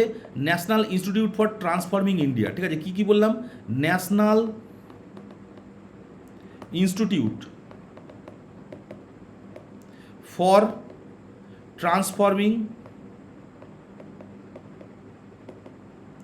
ইন্ডিয়া, ঠিক আছে। আর যে বছর পরীক্ষার কোশ্চেনটা ছিল সে বছর নীতি বানান ভুল লিখেছিল, এই রকম নীতি বানান লিখেছিল, আর তার উপরে আবার জিজ্ঞেস করেছিল ফুল ফর্ম। বুঝতে পারলে? যাই হোক, কী বলছে, বলছে জম্মু কাশ্মীরের ঝিলাম উপত্যকায় কোন বিশিষ্ট হ্রদসৃষ্ট পলিমাটি জাফরান বা হচ্ছে তোমার স্যাফরন চাষের জন্য বিশ্ববিখ্যাত? ঠিক আছে, আমরা জানি হচ্ছে কাদা, বালি, মাটি, এই তিনটে দিয়ে যেটা তৈরি হয় সেটা হচ্ছে কারোয়া মৃত্তিকা, যেখানে কী হচ্ছে, যেখানে জাফরান চাষ হয়, তাই না? এইটুখানি মানে সার্চ করলে দেখতে পাবে যে জাফরান চাষ যে ফুলগুলো হয় প্রত্যেক ফুল থেকে ওই একটা করে বেরোয়। ঠিক আছে, প্রচুর দাম, 2.5-3 লাখ টাকা কেজি। যাই হোক, এখানে দেখো তরাই আছে। তরাই মানে কি? তরাই মানে মনে রাখবে যে তিস্তা নদী, তিস্তা নদীর এই মানে তোমার হচ্ছে তিস্তা নদীর ডান দিকে কী হচ্ছে, ডান দিকে হচ্ছে তরাই আর বাম দিকে হচ্ছে ডুয়ার্স। ভাঙ্গার কি? ভাঙ্গার হচ্ছে কি হচ্ছে তোমার আচ্ছা, ভাঙ্গার কি এটা আমি আগে তোমাদের ভাঙ্গার বহুবার বলেছি। ভাঙ্গার কি আর নবীন পলিমাটিকে কি বলে? ঠিক আছে, আর এই ভাবর কি, এইগুলো আমাকে, আমি ভাবরটা না হয় তাও আমি বলে দিচ্ছি যে পাহাড়ের নিচে ছোটো ছোটো নুড়ি দিয়ে যে ভূমিটা সৃষ্টি হয় তাকে ভাবর বলা হয়। আর রে কলার উষার এটা কোন জায়গায় দেখতে পাওয়া যায় আমাকে কমেন্ট করে জানাবে। নেক্সট 36 নম্বর প্রশ্ন কি বলছে, গুপ্ত বংশের কোন রাজাকে তার বীরত্ব ও দূরদর্শী সামরিক অভিযানের জন্য ঐতিহাসিক স্মিথ ভারতের নেপোলিয়ন বলেছিল? ভারতের নেপোলিয়ন মানে সমুদ্রগুপ্ত। যদি বলা হয় ভারতের সিকান্দার বা সিকান্দার ই সানি, তখন কি হবে? তখন হয়ে যাবে আলাউদ্দিন খলজি। ঠিক আছে। স্কন্দগুপ্ত কি? ভারতের রক্ষাকারী রাজা, ভারতের রক্ষাকারী রাজা। দ্বিতীয় চন্দ্রগুপ্ত কি? সকারি।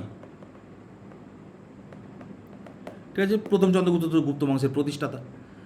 আচ্ছা, কি বলছে, সুপ্রিম কোর্ট বা হাইকোর্টে নাগরিকদের মৌলিক অধিকার রক্ষার জন্য মোট কত ধরনের রিট বা লেখ জারি করতে পারে? মোট কি? মোট 5 নম্বর। ঠিক আছে, সুপ্রিম কোর্টের জন্য 32 নম্বর আর্টিকেল এবং হাইকোর্টের জন্য 226 নম্বর আর্টিকেল হচ্ছে রিট জারি করা যায়। এই 5টার মধ্যে প্রথমটা কি? প্রথমটা হচ্ছে হেভিয়াস কর্পাস। হেভিয়াস কর্পাস মানে কি? মানে হচ্ছে টু হ্যাভ দ্য বডি, এইটাই চলে আসে কোশ্চেন। হেভিয়াস কর্পাস মানে টু হ্যাভ দ্য বডি। তারপরে কি আসে? তারপর আছে ম্যান্ডামাস। ম্যান্ডামাস মানে কি? পরম আদেশ, যেটাকে আমরা টু ডু বলতে পারি, যেটা হচ্ছে পরম আদেশ। কি করতে পারে? আদেশ দিতে পারে। কাকে কাকে আদেশ দিতে পারে? কোর্ট কোনো একটা ইন্ডিভিজুয়াল মানুষকে আদেশ দিতে পারে, কোনো ইনস্টিটিউশনকে দিতে পারে, ঠিক আছে, কোনো অ্যাডমিনিস্ট্রেশনকে দিতে পারে, মোটামুটি সবাইকেই দিতে পারে। ঠিক আছে, তারপরে আছে প্রহিবিশন। প্রহিবিশন এর থেকে ইংরাজিতে লিখলেই সুবিধা হতো। প্রহিবিশন, প্রহিবিশন মানে কি? Not to do. Not to do, not to do মানে কি? নট টু ডু মানে হচ্ছে মানে আটকানো। ঠিক আছে, এখানে কিন্তু শুধুমাত্র জুডিশিয়ারির উপরে বলা হয়, আপার জুডিশিয়ারি লোয়ার জুডিশিয়ারির উপরে বলা হয়, এবং তার সাথে দুটো আছে, একটা হচ্ছে কিউ ওয়ারেন্টো আর একটা হচ্ছে সার্চুয়ারি। ওই দুটো অতটাও আসে না, মোটামুটি মনে রাখার হলে যদি কিছু না মনে থাকে এই একটাই মনে রাখবে কিংবা এই দুটো মনে রাখবে। নেক্সট 38 নম্বর প্রশ্ন কি বলছে, বলছে পিঁপড়ে বা মৌমাছি কামড়ালে আমাদের ত্বকে যে তীব্র জ্বালা ও যন্ত্রণার অনুভূতি হয় তা মূলত তাদের হুল থেকে নিঃসৃত কোন আম্লিক জৈব যৌগের জন্য হয়ে থাকে? এটা কি হবে? এটা হবে ফর্মিক অ্যাসিড। আচ্ছা, এখানে সাইট্রিক অ্যাসিড আছে। সাইট্রিক অ্যাসিড কোথায় থাকে? সাইট্রিক অ্যাসিড থাকে হচ্ছে লেবুতে। ম্যালিক অ্যাসিড থাকে কোথায়? আপেলে। অক্সালিক অ্যাসিড কোথায় থাকে? টমেটোয় থাকে। নেক্সট 39 প্রশ্ন কি বলছে, বলছে আন্তর্জাতিক মুদ্রা তহবিল, যেটাকে IMF বলা হয়, এর প্রধান ও সর্বোচ্চ অফিসিয়াল লেনদেনের জন্য কৃত্রিম মুদ্রা তার একক কী? এটা কিন্তু খুব গুরুত্বপূর্ণ, যেটাকে কী বলা হয়? স্পেশাল ড্রয়িং রাইট, যেটাকে সহজে SDR বলা হয়। ঠিক আছে, এটা যখন আমি RBI পড়িয়েছিলাম পুরো ডিটেলে আলোচনা করেছিলাম এই জিনিসগুলো নিয়ে। নেক্সট কি? নেক্সট হচ্ছে 40 নম্বর প্রশ্ন, বলছে মোট বনভূমির ভৌগোলিক আয়তনের নিরিখে ভারতের কোন রাজ্যটি প্রথম স্থানে আছে? আয়তনের নিরিখে যখন হবে তখন হবে মধ্যপ্রদেশ, আর পার্সেন্টেজের নিরিখে যখন হবে তখন কী হবে? তখন হবে মিজোরাম। ঠিক আছে, অরুণাচল প্রদেশেও কিন্তু যথেষ্ট পরিমাণে বনভূমি আছে পার্সেন্টেজের নিরিখে। নেক্সট 41 নম্বর প্রশ্ন কি বলছে, বলছে চালুক্য রাজবংশের শ্রেষ্ঠ রাজা দ্বিতীয় পুলকেশীর কাছে হর্ষবর্ধনের পরাজয়ের কাহিনী রবিকীর্তি রচিত কোন বিখ্যাত প্রশস্তিতে খোদাই করা আছে? ঠিক আছে, এটা কি হবে উত্তর? এটা হবে আইহল প্রশস্তি। ঠিক আছে, রবি কীর্তি আইহল প্রশস্তি। নাসিক প্রশস্তি কার? নাসিক প্রশস্তি গৌতমীপুত্র সাতকর্ণী। ঠিক আছে, কি বললাম? গৌতমীপুত্র সাতকর্ণী, যেটা হচ্ছে তার মা লিখেছিল। এলাহাবাদ প্রশস্তি, এলাহাবাদ প্রশস্তি কার নিয়ে লেখা এবং কে লিখেছে? সমুদ্রগুপ্তের নিয়ে লেখা এবং লিখেছে কে? লিখেছে হরি সেন। জুনাগড় প্রশস্তি কার? জুনাগড় প্রশস্তি হচ্ছে আমাদের রুদ্রদানব। ঠিক আছে, মহাক্ষত্রপ রুদ্রদানবের হচ্ছে জুনাগড় প্রশস্তি। জুনাগড় মানে কি? জুনাগড় মানে এই জায়গাটা, দেখো না সবকটাই একটা জায়গা। এই নাসিক প্রশস্তি মহারাষ্ট্রের এই নাসিক, এলাহাবাদ প্রশস্তি এই যেখানে দুটো নদী ম্যাচ করে সেখানে হচ্ছে এলাহাবাদ। জুনাগড় মানে এই জায়গাটায়, যেখানে আবার স্বাধীনতার পরে আর কি দেশভাগের সময়ও ঝামেলা হয়েছিল যে জায়গাটা। যাই হোক, বলছে ভারতীয় সংবিধানের 4th অধ্যায় ডিপিএসপি যেটা বলা হয়, directive principle of state policy, যেটাকে বাংলায় বলা হয় রাষ্ট্র পরিচালনার নির্দেশমূলক নীতি, বলছে কোন দেশের সংবিধান থেকে নেওয়া হয়েছে। ঠিক আছে, ডিপিএসপি হলে আয়ারল্যান্ড। সোভিয়েত রাশিয়া হলে কী হবে? সোভিয়েত রাশিয়া হলে আমাদের যেটা নেওয়া হবে সেটা হচ্ছে ফান্ডামেন্টাল ডিউটি নেওয়া হয়েছে সোভিয়েত রাশিয়া থেকে। ঠিক আছে, আমেরিকা থেকে কী হচ্ছে? ফান্ডামেন্টাল রাইট নেওয়া হয়েছে, এর সঙ্গে কী নেওয়া হয়েছে? প্রিয়াম্বেল নেওয়া হয়েছে, ভাইস প্রেসিডেন্ট নেওয়া হয়েছে। গ্রেট ব্রিটেন থেকে কী হচ্ছে? গ্রেট ব্রিটেন থেকে প্রেসিডেন্ট নেওয়া হয়েছে, পার্লামেন্টারি শাসন ব্যবস্থা নেওয়া হয়েছে, স্পিকার, এই সমস্ত জিনিসগুলো গ্রেট ব্রিটেন থেকে নেওয়া হয়েছে।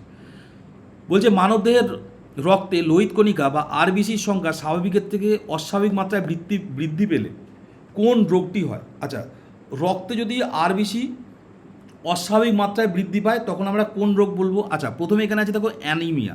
অ্যানিমিয়া মানে কি? অ্যানিমিয়া মানে হচ্ছে শরীরে রক্তের পরিমাণ কমে যাওয়া। ঠিক আছে, রক্তের পরিমাণ তো কমে না, বেসিক্যালি এই যে আরবিসি থাকে, আরবিসির মধ্যে একটা জিনিস থাকে হিমোগ্লোবিন, যার জন্য আমাদের রক্তের রং লাল। এবং চিংড়ি মাছের রক্তে হিমোগ্লোবিন থাকে না, হিমোসায়ানিন থাকে, যার জন্য তার রক্তের রং কি? তার রক্তের রং হচ্ছে সবুজ। ঠিক আছে, তো যাই হোক, এই যে অ্যানিমিয়া, এটা হচ্ছে কি? অ্যানিমিয়া হচ্ছে রক্তাল্পতা, যেটা হচ্ছে রক্তর মাত্রা কমে গেলে। ঠিক আছে, আচ্ছা, আরবিসি বেড়ে গেলে, রক্তের মাত্রা বেড়ে গেলে কী হয়? পলিসাইথেমিয়া। ঠিক আছে, পলিসাইথেমিয়া কি? পলিসাইথেমিয়া হচ্ছে আরবিসি বেড়ে গেলে। আচ্ছা, লিউকোমিয়া কি? লিউকোমিয়া হচ্ছে ডাব্লিউবিসি, হচ্ছে হোয়াইট ব্লাড কর্পাসেলস, এইটা বেড়ে গেলে হয়ে যায় লিউকোমিয়া, যেটাকে আমরা কি বলি? ব্লাড ক্যান্সার বলি। আর থ্যালাসিমিয়া কি? থ্যালাসিমিয়া মানে আরবিসি ভেঙে যায়। এটা কি হয়? বংশগতভাবে হয়। থ্যালাসিমিয়া হলে ওই জন্য দেখবে বহু বাচ্চাদের থ্যালাসিমিয়া ভোগে, তাদেরকে তাদের রক্ত দিতে হয়, তার কারণ আরবিসি ভেঙে যায়। ঠিক আছে, নেক্সট হচ্ছে, বলছে ভারতে দরিদ্ররেখা পরিমাপের জন্য 1979 সালে গঠিত কোন কমিটি প্রথম গ্রামীণ ও শহরের জন্য আলাদা আলাদা পুষ্টির ক্যালোরির পরিমাণ স্থির করে? এটা কি হবে? এটা হবে তোমার ওয়াইকে আলোক কমিটি। ঠিক আছে, এবং আমি বলে দিই, যারা দারিদ্রতা, এর জন্য দেখো গ্রামের মানুষের মোটামুটি দিন গেলে 2400 লাগবে ক্যালোরি, আর শহরের মানুষের কত? এত। ঠিক আছে, দুটো আলাদা। এখানে যে কটা আছে দেখো, প্রথমে আছে তেন্ডুলকার কমিটি। 2004 সালে গঠন হয়েছিল, 2009 সালে হচ্ছে তোমার এরই উপরে হচ্ছে রিপোর্ট দিয়েছিল দারিদ্রতার জন্য। ঠিক আছে, তারপর হচ্ছে রঙ্গরাজন কমিটি হচ্ছে 2012 সালে তৈরি হয়েছিল এবং 2014 সালে হচ্ছে রিপোর্ট সাবমিট করেছিল। এই সব কমিটিগুলোর নাম মনে রাখবে, এগুলো সব দারিদ্রতার জন্য, পোভার্টির সাথে যুক্ত ইকোনমির ভালো কোশ্চেন। বলছে 1960-এর দশকে উচ্চ ফলনশীল বীজ, যেটাকে HYV বলা হয়, হাই ইয়েল্ড ভেরিয়েশন। বলছে রাসায়নিক সার ও জলসেচের মেলবন্ধনে কৃষিক্ষেত্রে যে সবুজ বিপ্লব ঘটেছিল তার প্রধান স্থপতি কে ছিল? আচ্ছা, যদি বলা হয় পুরো বিশ্ব লেভেলে বা মানে বিশ্বের আর কি সবুজ বিপ্লবের জনককে, তখন হয়ে যাবে নরম্যান বোরলং, যিনি মেক্সিকোর মানুষ ছিল, তাই না? কিন্তু ভারতে যখন এটা আসবে কী হবে? Swaminathan sir, MS Swaminathan. ঠিক আছে, ভার্গিস কুরিয়ান অপশানে আছে। ভার্গিস কুরিয়ান কি হচ্ছে? ইনি হচ্ছে অপারেশন ফ্লাড। ঠিক আছে, অপারেশন ফ্লাড বা হচ্ছে তোমার দুগ্ধ রিভলিউশন যেটাকে বলা হয়, সেইটার জন্য ভার্গিস কুরিয়ান বিখ্যাত, হরিয়ানায় ছিল, তাই না? নেক্সট হচ্ছে 46, পাল বংশের কোন বিখ্যাত রাজা উত্তর ভারতে ধর্মপালক ও শিক্ষা বিস্তারের জন্য বিক্রমশিলা মহাবিহার বা বিশ্ববিদ্যালয় হচ্ছে প্রতিষ্ঠা করেছিল? এই মহাবিহার মানেই হচ্ছে বিশ্ববিদ্যালয়। ঠিক আছে, তখনকার দিনে বিক্রমশিলা মহাবিহার বলা হতো। এটা কি হবে? এটা হবে ধর্মপাল। ঠিক আছে, গোপাল কি? গোপাল হচ্ছে পাল বংশকে প্রতিষ্ঠা করেছিল কে? গোপাল। দেবপালকে বহু জায়গায় পাল বংশের শ্রেষ্ঠ রাজা বলা হয়, যদিও ধর্মপালকেও বলে আবার দেবপালকেও বলে, কনফিউশন, বিভিন্ন বইতে বিভিন্ন লেখা আছে, অপশান অনুযায়ী তোমাকে মারতে হবে। রামপাল, এখান থেকে একটা বিখ্যাত কোশ্চেন আছে। রামচরিত যে বইটা, সেই বইটা রামপালের জীবনীকে নিয়ে লেখা, যেটা লিখেছে সন্ধ্যাকর নন্দী। ঠিক আছে, আরেকটা আছে রামচরিত মানস, তখন হয়ে যাবে কে? তখন হয়ে যাবে তুলসীদাস। এটা খুব পরীক্ষায় আসে। ঠিক আছে, তখন হয়ে যাবে, তখন তুলসীদাস লিখতে হবে আমাদের। নেক্সট 47, বলছে সংবিধানের কোন সংশোধনের মাধ্যমে নাগরিকদের মৌলিক কর্তব্যের অধ্যয়নটি সংবিধানে যুক্ত করা হয়েছিল? এই সব কটা, যে কটা এখানে আছে, প্রত্যেকটা পরীক্ষার জন্য ইম্পর্টেন্ট। সব থেকে হচ্ছে 42তম সংবিধান সংশোধন কত সালে হয়েছিল? 1976 সালে। এটা মনে রাখবে, তার কারণ কি? এটা হচ্ছে তোমার প্রিয়াম্বেলে 3টে কথা এসেছিল, একটা হচ্ছে সোশিয়ালিস্ট, একটা হচ্ছে সেকুলার, আর একটা হচ্ছে ইন্টেগ্রিটি। কি লিখছি কে জানে? ইন্টেগ্রিটি। এই তিনটে কথা হচ্ছে যুক্ত হয়েছিল 42তম সংবিধান সংশোধনের মাধ্যমে। এইটা পরীক্ষায় বারবার আসে। আর কি যুক্ত হয়েছিল? আর আমাদের তোমরা জানো যে 36 থেকে 51তম আর্টিকেল হচ্ছে ডিপিএসপি, কিন্তু এই 51 এতে আরও কিছু যুক্ত করা হয়েছিল। কি সেটা হচ্ছে সংশোধনের মাধ্যমে যুক্ত করা হয়েছিল, যেটাকে আমরা কি বলে থাকি, যেটা হচ্ছে মৌলিক কর্তব্য, ফান্ডামেন্টাল ডিউটিস। ঠিক আছে, এই জিনিসটা নেওয়া হয়েছিল রাশিয়া থেকে এবং সেটা যুক্ত করা হয়েছিল এই 42তম সংবিধান সংশোধনের মাধ্যমে। ঠিক আছে, 44টাও মনে রাখবে, একটা কারণেই মনে রাখবে, যদিও কারণ অনেক কিছু ছিল, কিন্তু একটাই মনে রাখবে কি 44তম সংবিধান সংশোধনে যেটা হয়েছিল, আমাদের যে জমির অধিকার, যেটাকে আমরা সম্পত্তির অধিকার বলি, ঠিক আছে, ল্যান্ড, এই যে সম্পত্তির অধিকার, এটা আগে 31 নম্বর আর্টিকেলে ছিল এবং 19-এর একটা পার্টেতেও ছিল, কিন্তু এই 31 নম্বর আর্টিকেল থেকে কী করা হচ্ছে, তুলে দেওয়া হচ্ছে। তুলে দিয়ে কী হচ্ছে, 44তম সংবিধান সংশোধনের মাধ্যমে 300 এতে নিয়ে চলে যাওয়া হচ্ছে, যেটাকে আমরা লিগাল রাইট বলছি পরবর্তীকালে। 48 কী বলছে, বলছে কোন ভিটামিনকে চিকিৎসা বিজ্ঞানে হরমোনের সমতুল্য বা প্রো হরমোন বলা হয়, যা মানবদেহে ক্যালসিয়াম ও ফসফরাস শোষণে প্রধান ভূমিকা নেয়। এটা কি হবে? এটা হবে ভিটামিন ডি। ঠিক আছে, বিশেষ করে এই ক্যালসিয়াম এবং ফসফরাস শোষণের ভূমিকা নেয়। এখানে দেখো ভিটামিন এ আছে।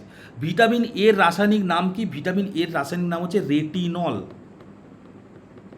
ভিটামিন, আর যার অভাবে কী হয়, যার অভাবে হচ্ছে রাতকানা রোগ হয়। ভিটামিন সি এর রাসায়নিক নাম কি? অ্যাসকার্বিক অ্যাসিড, যার অভাবে কী হয়, স্কার্বি রোগ হয়। ভিটামিন ডি এর রাসায়নিক নাম কি? ক্যালসিফেরল, যার জন্য রিকেট রোগ হয় যার অভাবে। ভিটামিন ই কি? এর নাম হচ্ছে টোকোফেরল, এর জন্য কি হয়, এর জন্য হচ্ছে বন্ধ্যাত্ব রোগ হয়, যেটাকে বিউটি হরমোনও বলে ভিটামিন ই কে। নেক্সট 49-এরটা কী বলছে, বলছে ভারতীয় বিমা ক্ষেত্রকে লাইসেন্স দেওয়া এবং গ্রাহকদের স্বার্থ সুরক্ষিত করার জন্য দেশের সর্বোচ্চ নিয়ামক সংস্থাটির নাম কি? সেটা কি? সেটা হচ্ছে ইন্স্যুরেন্স রেগুলেটরি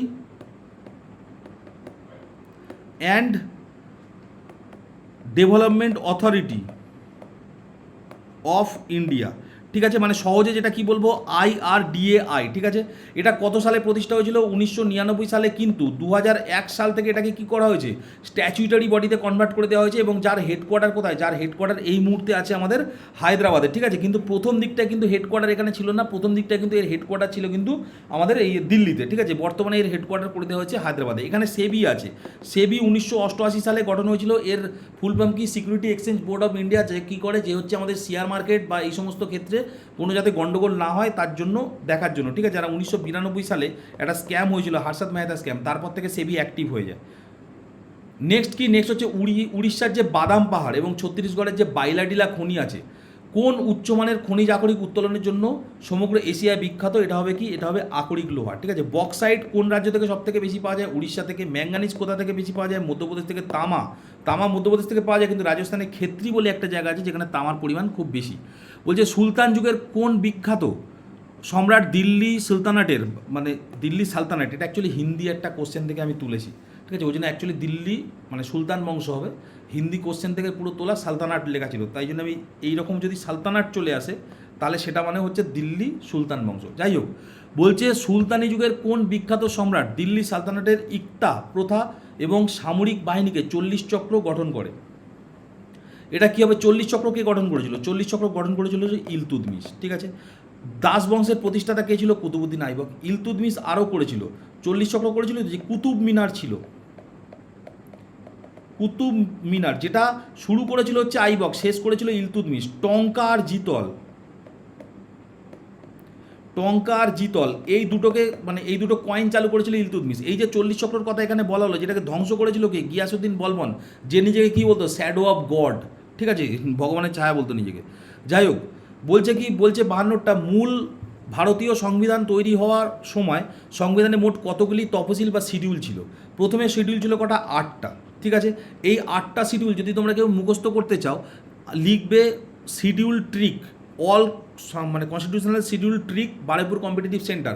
আমার ট্রিকের মাধ্যমে বলা আছে, তুমি একবার দেখলে 3 মিনিট শর্টসে পেয়ে যাবে। তুমি 2 মিনিট মনে হয় আমি বলেছি, তুমি 2 থেকে 3 মিনিট তুমি এটা চাইলেও তারপরে আর ভুলতে পারবে না। ঠিক আছে, প্রথমে ছিল 8টা, এখন কটা আছে? এখন আছে 12টা। ঠিক আছে, আমি বলে দিই 9 নাম্বারটা কী হয়েছিল? 9 নাম্বারটা হচ্ছিল ল্যান্ড রিফর্মে এসেছিল। ঠিক আছে, 9 নাম্বার শিডিউল। ঠিক আছে, 10 নাম্বার শিডিউলে কী হচ্ছে? Anti defection law. 11 নাম্বার হচ্ছে পঞ্চায়েত, আর 12 নাম্বারে কী হচ্ছে? মিউনিসিপ্যালিটি।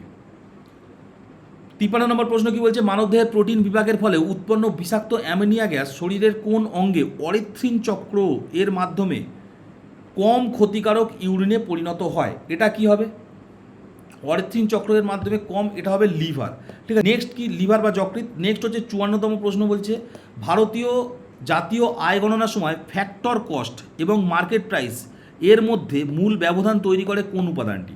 আমি বলে দিই, দেখো 4টে ফ্যাক্টর কাজ করে ইকোনমিতে, একটা আছে, একটা হচ্ছে ক্যাপিটাল, ঠিক আছে, ল্যান্ড, লেবার আর অন্ত্রপ্রনিয়র।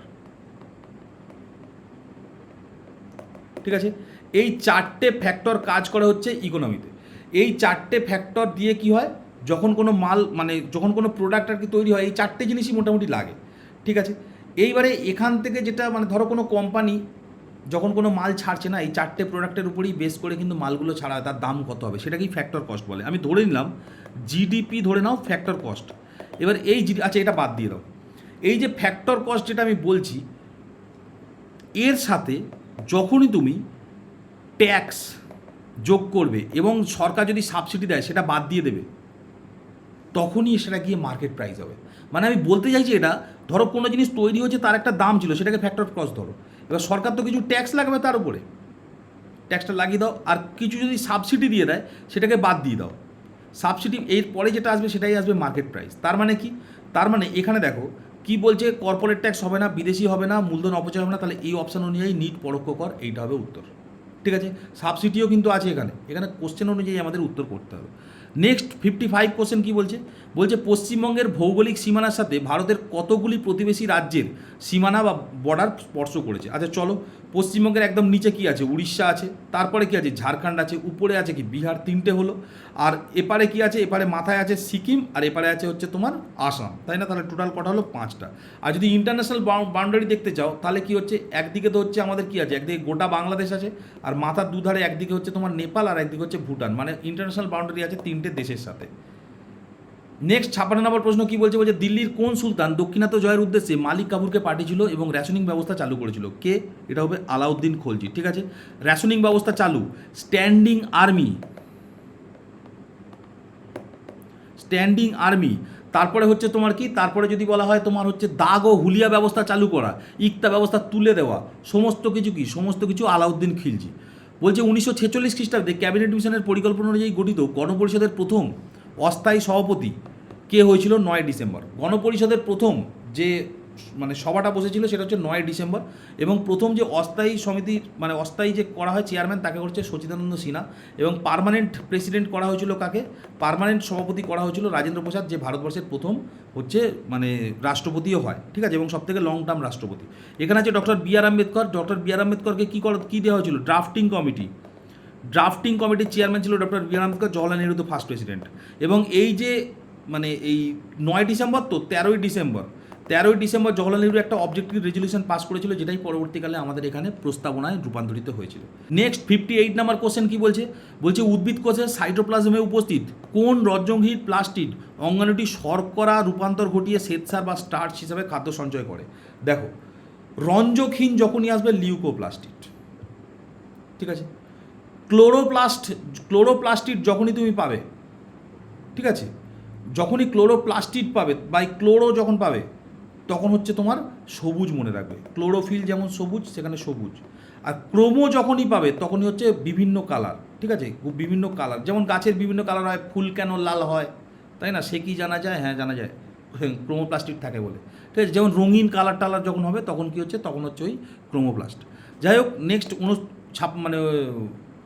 59 নম্বর প্রশ্ন কি বলছে, বলছে ভারতের কেন্দ্রীয় বাজেটের রাজস্ব ব্যয় বা রেভিনিউ এক্সপেন্ডিচারের সবথেকে বড় এবং অনুৎপাদন একক কোনটি, যা সরকারের প্রতি বছর বাধ্যতামূলক দিতে হয়? আমাদের সবথেকে ইনকাম বেশি হচ্ছে ধার নেওয়ায়, সবথেকে বেশি খরচা করি আমরা কোনটায়? ঋণ শোধ করায়। ঠিক আছে, ঋণের মানে সুদ। বুঝতে পারলে? আমাদের এইটাই, মানে আমরা সবথেকে বেশি ধার নিই, আবার সবথেকে বেশি সুদও দিই। এই রকম পাবলিক হয়ে গেছি, মানে এরকম হচ্ছে আমাদের অবস্থা।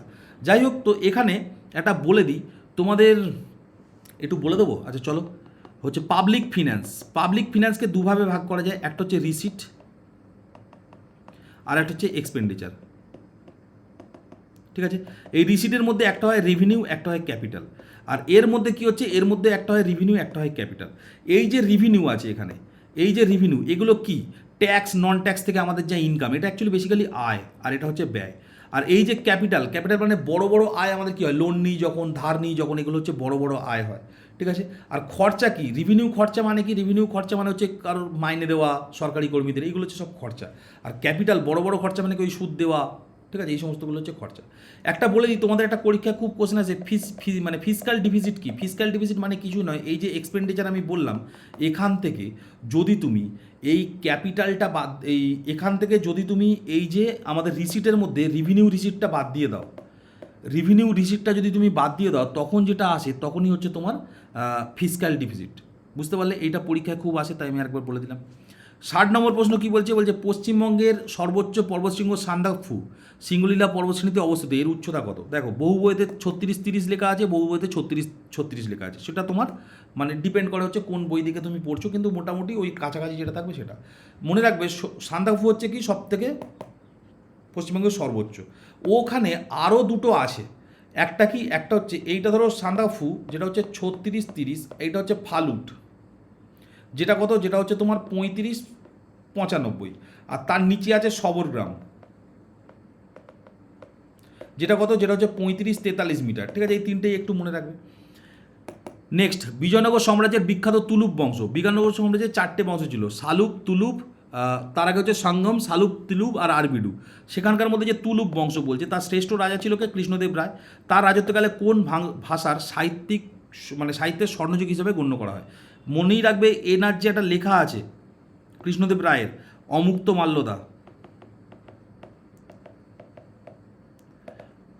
মাল্যদা, যেটা তেলেগু ভাষায়, সুতরাং তেলেগু ছাড়া অন্য কিছু আমি যাবই না, ঠিক আছে। কৃষ্ণদেব রায় কার সমসাময়িক, বাবরের সমসাময়িক, এবং কৃষ্ণদেব রায়ের হচ্ছে অষ্টদিগ্গজ মনে রাখবে, এনার রাজসভায় ছিল, যেটা পরীক্ষার জন্য খুব গুরুত্বপূর্ণ। নেক্সট, 62 নম্বর প্রশ্ন কি বলছে, গণপরিষদ কর্তৃক ভারতের জাতীয় পতাকা কত খ্রিস্টাব্দে কত তারিখে হচ্ছে আনুষ্ঠানিকভাবে গৃহীত করা হয়, ঠিক আছে। দেখো, 21 জুলাই তারিখটা ভালো নয়, তাই 22 জুলাই 1947, এইভাবে মনে রেখে দেবে, ঠিক আছে। 15ই আগস্ট 1947 সালে তো আমাদের দেশ স্বাধীন হচ্ছে। 26শে নভেম্বর 1900, এখানে কী হচ্ছে, এখানে হচ্ছে সংবিধান অ্যাডপ্ট করা হচ্ছে। আর 26শে জানুয়ারি কী হচ্ছে, সংবিধানকে কী করা হচ্ছে, অ্যাপ্লাই করা হচ্ছে। তাই জন্য এই দিনটা আমাদের কী হচ্ছে, রিপাবলিক ডে বা হচ্ছে প্রজাতন্ত্র দিবস, ঠিক আছে। আমি আর ডিটেল বলছি না কেন কোন তারিখে হচ্ছে, ডিটেল বলে ভিডিও বেড়ে যাবে। নেক্সট কী বলছে, মানবদেহের কোষের বিভাজন, রক্তকণিকা গঠন এবং ডিএনএ তৈরিতে সাহায্যকারী ভিটামিন হচ্ছে কি, B9, ঠিক আছে। এই B9 এর প্রকৃত নাম কি। B9 এর প্রকৃত নাম হচ্ছে কি, নাম হচ্ছে অপশান সি, যেটার মানে হচ্ছে কি, যেটার মানে হচ্ছে ফলিক অ্যাসিড, ঠিক আছে। থিয়ামিন আছে কি, থিয়ামিন হচ্ছে B1কে বলা হয়। রাইবোফ্লাভিন কাকে বলা হয়, রাইবোফ্লাভিন হচ্ছে ভিটামিন B2কে বলা হয়। আর কি আছে, সায়ানোকোবালামিন, ঠিক আছে। সায়ানোকোবালামিন কত আছে, 12 নম্বর হচ্ছে B12কে বলা হয় সায়ানোকোবালামিন। যেগুলো সব B2 মানে ভিটামিন B কমপ্লেক্সেরই এক একটা হচ্ছে ভিটামিনের নাম। নেক্সট, 64 নম্বর প্রশ্ন কি বলছে, যখন আরবিআই দেশের ব্যাংকগুলির ঋণ দেবার ক্ষমতা কমাতে নগদ জমার অনুপাত, যেটাকে আমরা কি বলি, CRR, ক্যাশ রিজার্ভ রেশিও বৃদ্ধি করে, তখন সেই ধরনের আর্থিক নীতিকে আমরা কি বলি, এটাকে বলি আমরা হচ্ছে টাইট মানি পলিসি।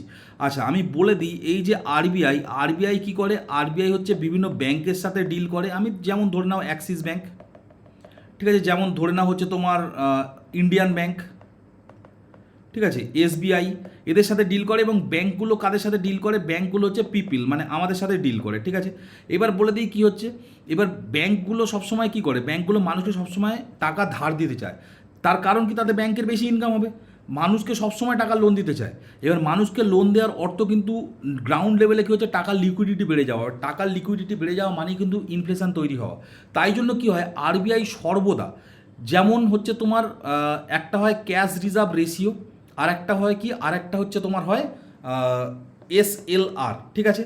এই দুটো কি, একটা হচ্ছে 4%, আর একটা হচ্ছে কি, আর একটা হচ্ছে 18%, ঠিক আছে। এই SLR 18%, 4%, এই টাকাটা আরবিআই সবসময় নিজের কাছে রেখে দেয়। মানে বুঝতে পারছো, 100%-এর মধ্যে 22% টাকা কিন্তু আরবিআই নিজের কাছেই রেখে দেয়।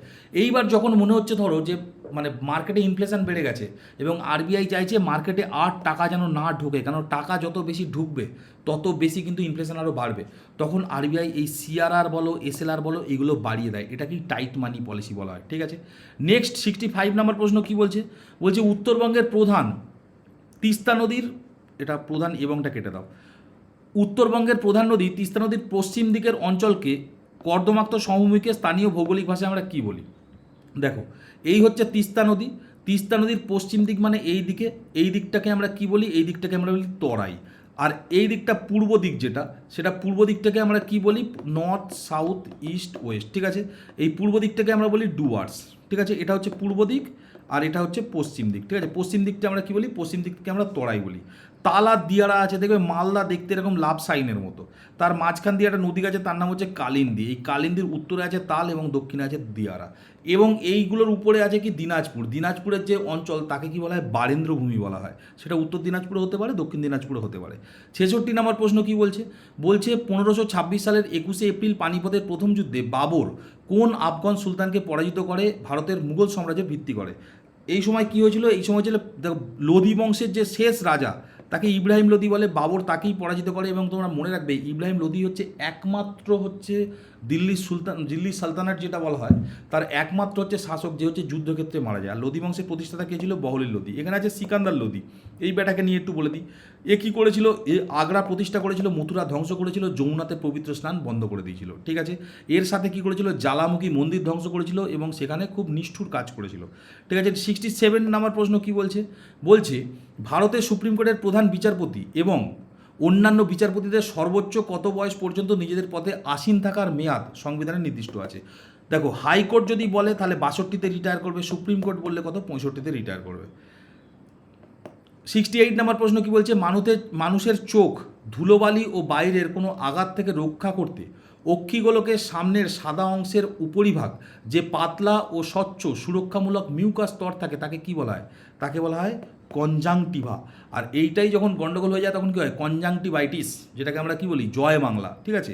আর এখানে কর্নিয়া আছে, এই যে বলে না আই ট্রান্সফার মানে আই ট্রান্সপ্ল্যান্ট মানে হচ্ছে তোমার ওই যে বলে না সেই চোখের অপারেশন হয়, সিনেমায় দেখতাম আগে যে চোখ পুরো বদলে দিয়েছে, চোখ বদলানো যায় না, চোখের কর্নিয়াটা জাস্ট চেঞ্জ করা যায়। আর রেটিনা যদি কারোর খারাপ হয়ে যায় তাহলে কিন্তু সে সারা জীবনের জন্যই কিন্তু সে মানে অন্ধই থাকবে, তাকে অপারেশন করেও আর ঠিক করা যায় না। কি বলছে, বর্তমানে জিএসটির কাঠামোতে নিত্য প্রয়োজনীয় ও বিলাস সামগ্রীর উপর মূলত কতগুলি প্রধান স্ল্যাব, ঠিক আছে, কর স্ল্যাব, এগুলো বাংলায় টাইপ করলে খুব মুশকিল হয়ে যায়, এগুলোকে বলা হয় স্ল্যাব বলে, এক একটা স্ল্যাব। বলছে কটা স্ল্যাব আছে, ঠিক আছে, জিরোটাকে বাদ দিয়ে। দেখো আমরা কি জানি, একটা হচ্ছে 0%, 0%টা তোমরা বাদ দিয়ে দাও, ওটা কোনো স্ল্যাবের মধ্যে পড়ছে না, ঠিক আছে। একটা হয় 5% ট্যাক্স কাটে, দেখবে কোথাও খেতে গেলে রেস্টুরেন্টে দেখবে লেখা থাকে 2.5% হচ্ছে স্টেট জিএসটি আর 2.5% হচ্ছে তোমার সেন্ট্রাল জিএসটি লেখা থাকে, দেখবে 5% থাকে, 12% থাকে, 18% থাকে আর 28% থাকে। তাহলে টোটাল কটা হলো, 4টে স্ল্যাব হলো। 28%টা এন্টারটেনমেন্ট, সিনেমা দেখতে গেলে 28%। বলছে পশ্চিমবঙ্গের কোন জেলাতে রাঢ় অঞ্চলের লাল মাটি বা ল্যাটেরাইট মৃত্তিকা প্রাধান্য দেখতে পাওয়া যায়, সবসময় বীরভূম, ঠিক আছে। যেখানে কে আছে, যেখানে হচ্ছে মামা ভাগ্নে পাহাড় আছে, মামা ভাগ্নে পাহাড় আছে, এবং যেখানে আর কি আছে, যেখানে কোপাই নদী আছে, বোলপুর আছে। বীরভূমের হেডকোয়ার্টার কোথায়, সিউড়ি। এখানে আছে নদিয়ার হেডকোয়ার্টার কোথায়, কৃষ্ণনগর। উত্তর 24 পরগনার হেডকোয়ার্টার কোথায়, বারাসাত। মালদাহের কোথায়, কমেন্ট বক্সে লিখবে, ঠিক আছে। নেক্সট 71 নম্বর প্রশ্ন কি বলছে, মুঘল সম্রাট আকবর 1582 খ্রিস্টাব্দে সকল ধর্মের মূল কথা নিয়ে একেশ্বরবাদী ধার্মিক ও দর্শন বা মতবাদ প্রচার করেছিলেন, তার নাম কি, তার নাম হচ্ছে দিন ই ইলাহি, এবং যেটা প্রথম গ্রহণ করেছিল কে, আকবরের ফেভারিট বীরবল, ঠিক আছে। ইবাদতখানাও কে করেছিল, আকবরই করেছিল। নেক্সট 72 নম্বর প্রশ্ন কি বলছে, ভারতের নির্বাচন কমিশন ও মুখ্য নির্বাচন কমিশনের নিয়োগ সংক্রান্ত কার্যাবলী সংবিধানের কোন আর্টিকেলে বর্ণিত আছে, ঠিক আছে। নির্বাচন কমিশন যখনই আসবে তখন হচ্ছে কত, আমাদের 324 নম্বর আর্টিকেল হচ্ছে নির্বাচন কমিশন। 280তে কি আছে, 280তে হচ্ছে অর্থ কমিশন। আমি কেন এটা ফিনান্স কমিশন ছাড়া ইংরাজিতে অর্থ লিখলাম, 1 2 3 4 5 বছরের জন্য তৈরি হয়, মানে 5 জন মেম্বার থাকে। আর কি হয়, আর হচ্ছে প্রেসিডেন্ট প্রত্যেক 5 বছর অন্তর অন্তর এটাকে তৈরি করে। 315 নম্বর আর্টিকেল আছে। 315 নম্বর আর্টিকেল মানে কোনটা, 315 নম্বর আর্টিকেল মানে হচ্ছে তোমার ইউপিএসসি, যেটা হচ্ছে 14 নম্বর পার্টে আছে, ঠিক আছে। আর এখানে কি আছে, 343 আমি বারবার বলি, আমার সব ভিডিওতে বলা থাকে 343 কি, সেটা তোমরা আমাকে জানিও। নেক্সট কি, নেক্সট হচ্ছে 73 নম্বর প্রশ্ন বলছে, উদ্ভিদের শিকড় বা মূলের অগ্রভাগের কোষ বিভাজন এবং অভিকর্ষের দিকে চলন বা পজিটিভ জিওট্রপিক নিয়ন্ত্রণকারী প্রধান হরমোন কোনটা, এটা বেসিক্যালি উদ্ভিদের বর্ধনশীল অঞ্চল বলছে। দেখো যেখানে উদ্ভিদ বৃদ্ধি পায়, একদম সেই মানে মানে মানে মূলেতেও হতে পারে এবং মানে তোমার ভাজক কলাতে, বিশেষ করে ভাজক কলা যেটা বলে, সেখানে কে থাকে, সেখানে হচ্ছে অক্সিন থাকে। আচ্ছা, জিববেরেলিন কী হচ্ছে, অঙ্কুরোদ্গমনের সময় যদি অঙ্কুরোদ্গমন নিয়ে যে কোনো প্রশ্ন আসবে জিববেরেলিন মারবে। সাইটোকাইনিন কোথায় মারা হয়, পাতাবাহারি গাছ, তাই না, সাইটোকাইনিন। নেক্সট হচ্ছে কি 74 নম্বর প্রশ্ন, বলছে অর্থনীতিতে সরকারি হস্তক্ষেপকারী মুক্ত বাজার অর্থনীতি এবং অদৃশ্য হাতের মূল ধারণাটি দিয়েছিল 1776 সালে কোন অর্থনীতিবিদ, ঠিক আছে, কে দিয়েছিল? অদৃশ্য হাত, এটা দিয়েছিল কি অ্যাডাম স্মিথ, যেটাকে কি বলা হয় মানে ফাদার অফ মডার্ন ইকোনমি, ঠিক আছে, অ্যাডাম স্মিথ দিয়েছিল, এটা ইকোনমির প্রথম চ্যাপ্টারে।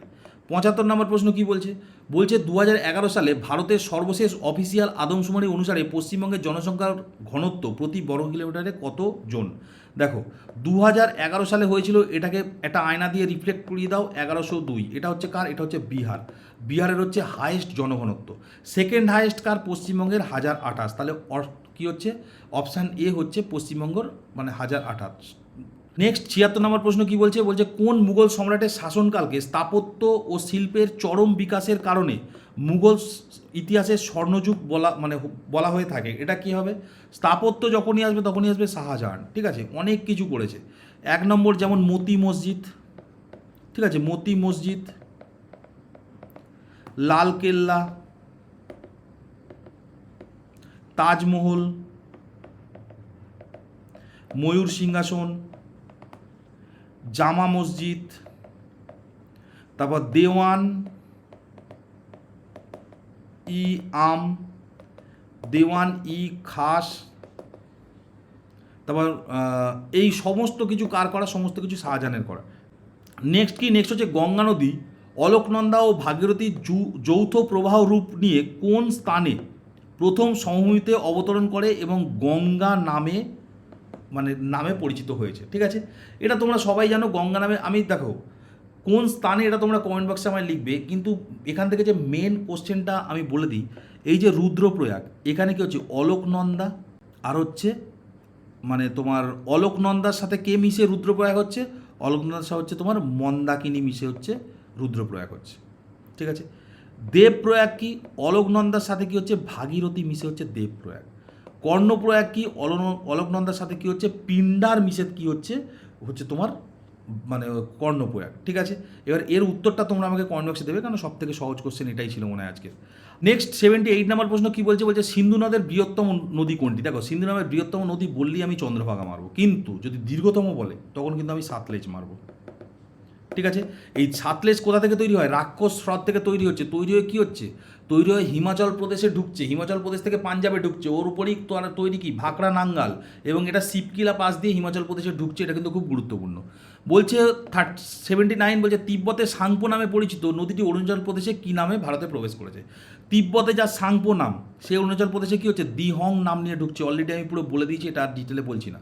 বলছে কোন নদীটি খামখেয়ালি বন্যা ও গতিপথ পরিবর্তনের জন্য বিহারের দুঃখ, বিহারের দুঃখ বললে কোশি, বাংলার দুঃখ বললে কে, বাংলার দুঃখ বললে দামোদর, ঠিক আছে। এবং কি এই সোন নদী এখানে আছে, সোন এবং নর্মদা, এটা কোথা থেকে তৈরি, এটা হচ্ছে অমরকণ্টক থেকে তৈরি হচ্ছে সোন নদী এবং নর্মদা নদী। নেক্সট 81 নম্বর প্রশ্ন কি বলছে, বলছে শিখদের নবম গুরু গুরু তেগ বাহাদুর 1675 খ্রিস্টাব্দে দিল্লির চাঁদনি চকে, যেখানে বসন্ত বিশ্বাস কি করেছিল, বোম মেরেছিল, তাই না, পরবর্তীকালে 1912 খ্রিস্টাব্দে, যেটা থেকে আমরা কি বলি দিল্লি ষড়যন্ত্র মামলা। যাই হোক, বলছে কোন মুঘল সম্রাটের নির্দেশে মৃত্যুদণ্ড দেওয়া হয়, মানে বেসিক্যালি কি বলছে, গুরু তেগ বাহাদুরকে কে মৃত্যুদণ্ড দেয়, ঠিক আছে। এটা কি হবে, গুরু তেগ বাহাদুরকে হয়ে যাবে তোমার মৃত্যুদণ্ড দিয়েছিল আমাদের কে বলবো, গুরু তেগ বাহাদুর। তো তেগ বাহাদুর মানে হচ্ছে ঔরঙ্গজেব, আর জাহাঙ্গীর কি আছে, জাহাঙ্গীর মানে হচ্ছে অর্জুন। নেক্সট 82 বলছে ভারতের কোন নদীটি দক্ষিণ ভারতের দীর্ঘতম নদী হওয়ার কারণে তাকে দক্ষিণী গঙ্গা বা বুড়ি গঙ্গা বলা হয়, ঠিক আছে। দেখো এটা না বুড়ি গঙ্গা অবধি ঠিক আছে, ঠিক আছে, দক্ষিণী গঙ্গাটা একটুখানি গন্ডগোল আছে। যাক, এটা উত্তর কী হবে, এটা হবে গোদাবরী, ঠিক আছে, 1465। আমি কোশ্চেন অনুযায়ী, আর কোশ্চেনটা কিন্তু নিজের বানানো নয়, ঠিক আছে, কোশ্চেন দেখা সেখান থেকেই কোশ্চেন তোলা, বিভিন্ন ইম্পর্টেন্ট এইভাবেই এসছে বলি এইভাবে দেওয়া, ঠিক আছে। তো যাই হোক, এই হচ্ছে মানে 1465 কিলোমিটার হচ্ছে কি গোদাবরী। আচ্ছা, একটা বলে দিই, গোদাবরীকে কী বলা হয়, গঙ্গা অফ সাউথ, ঠিক আছে, গঙ্গা অফ সাউথ ইন্ডিয়া।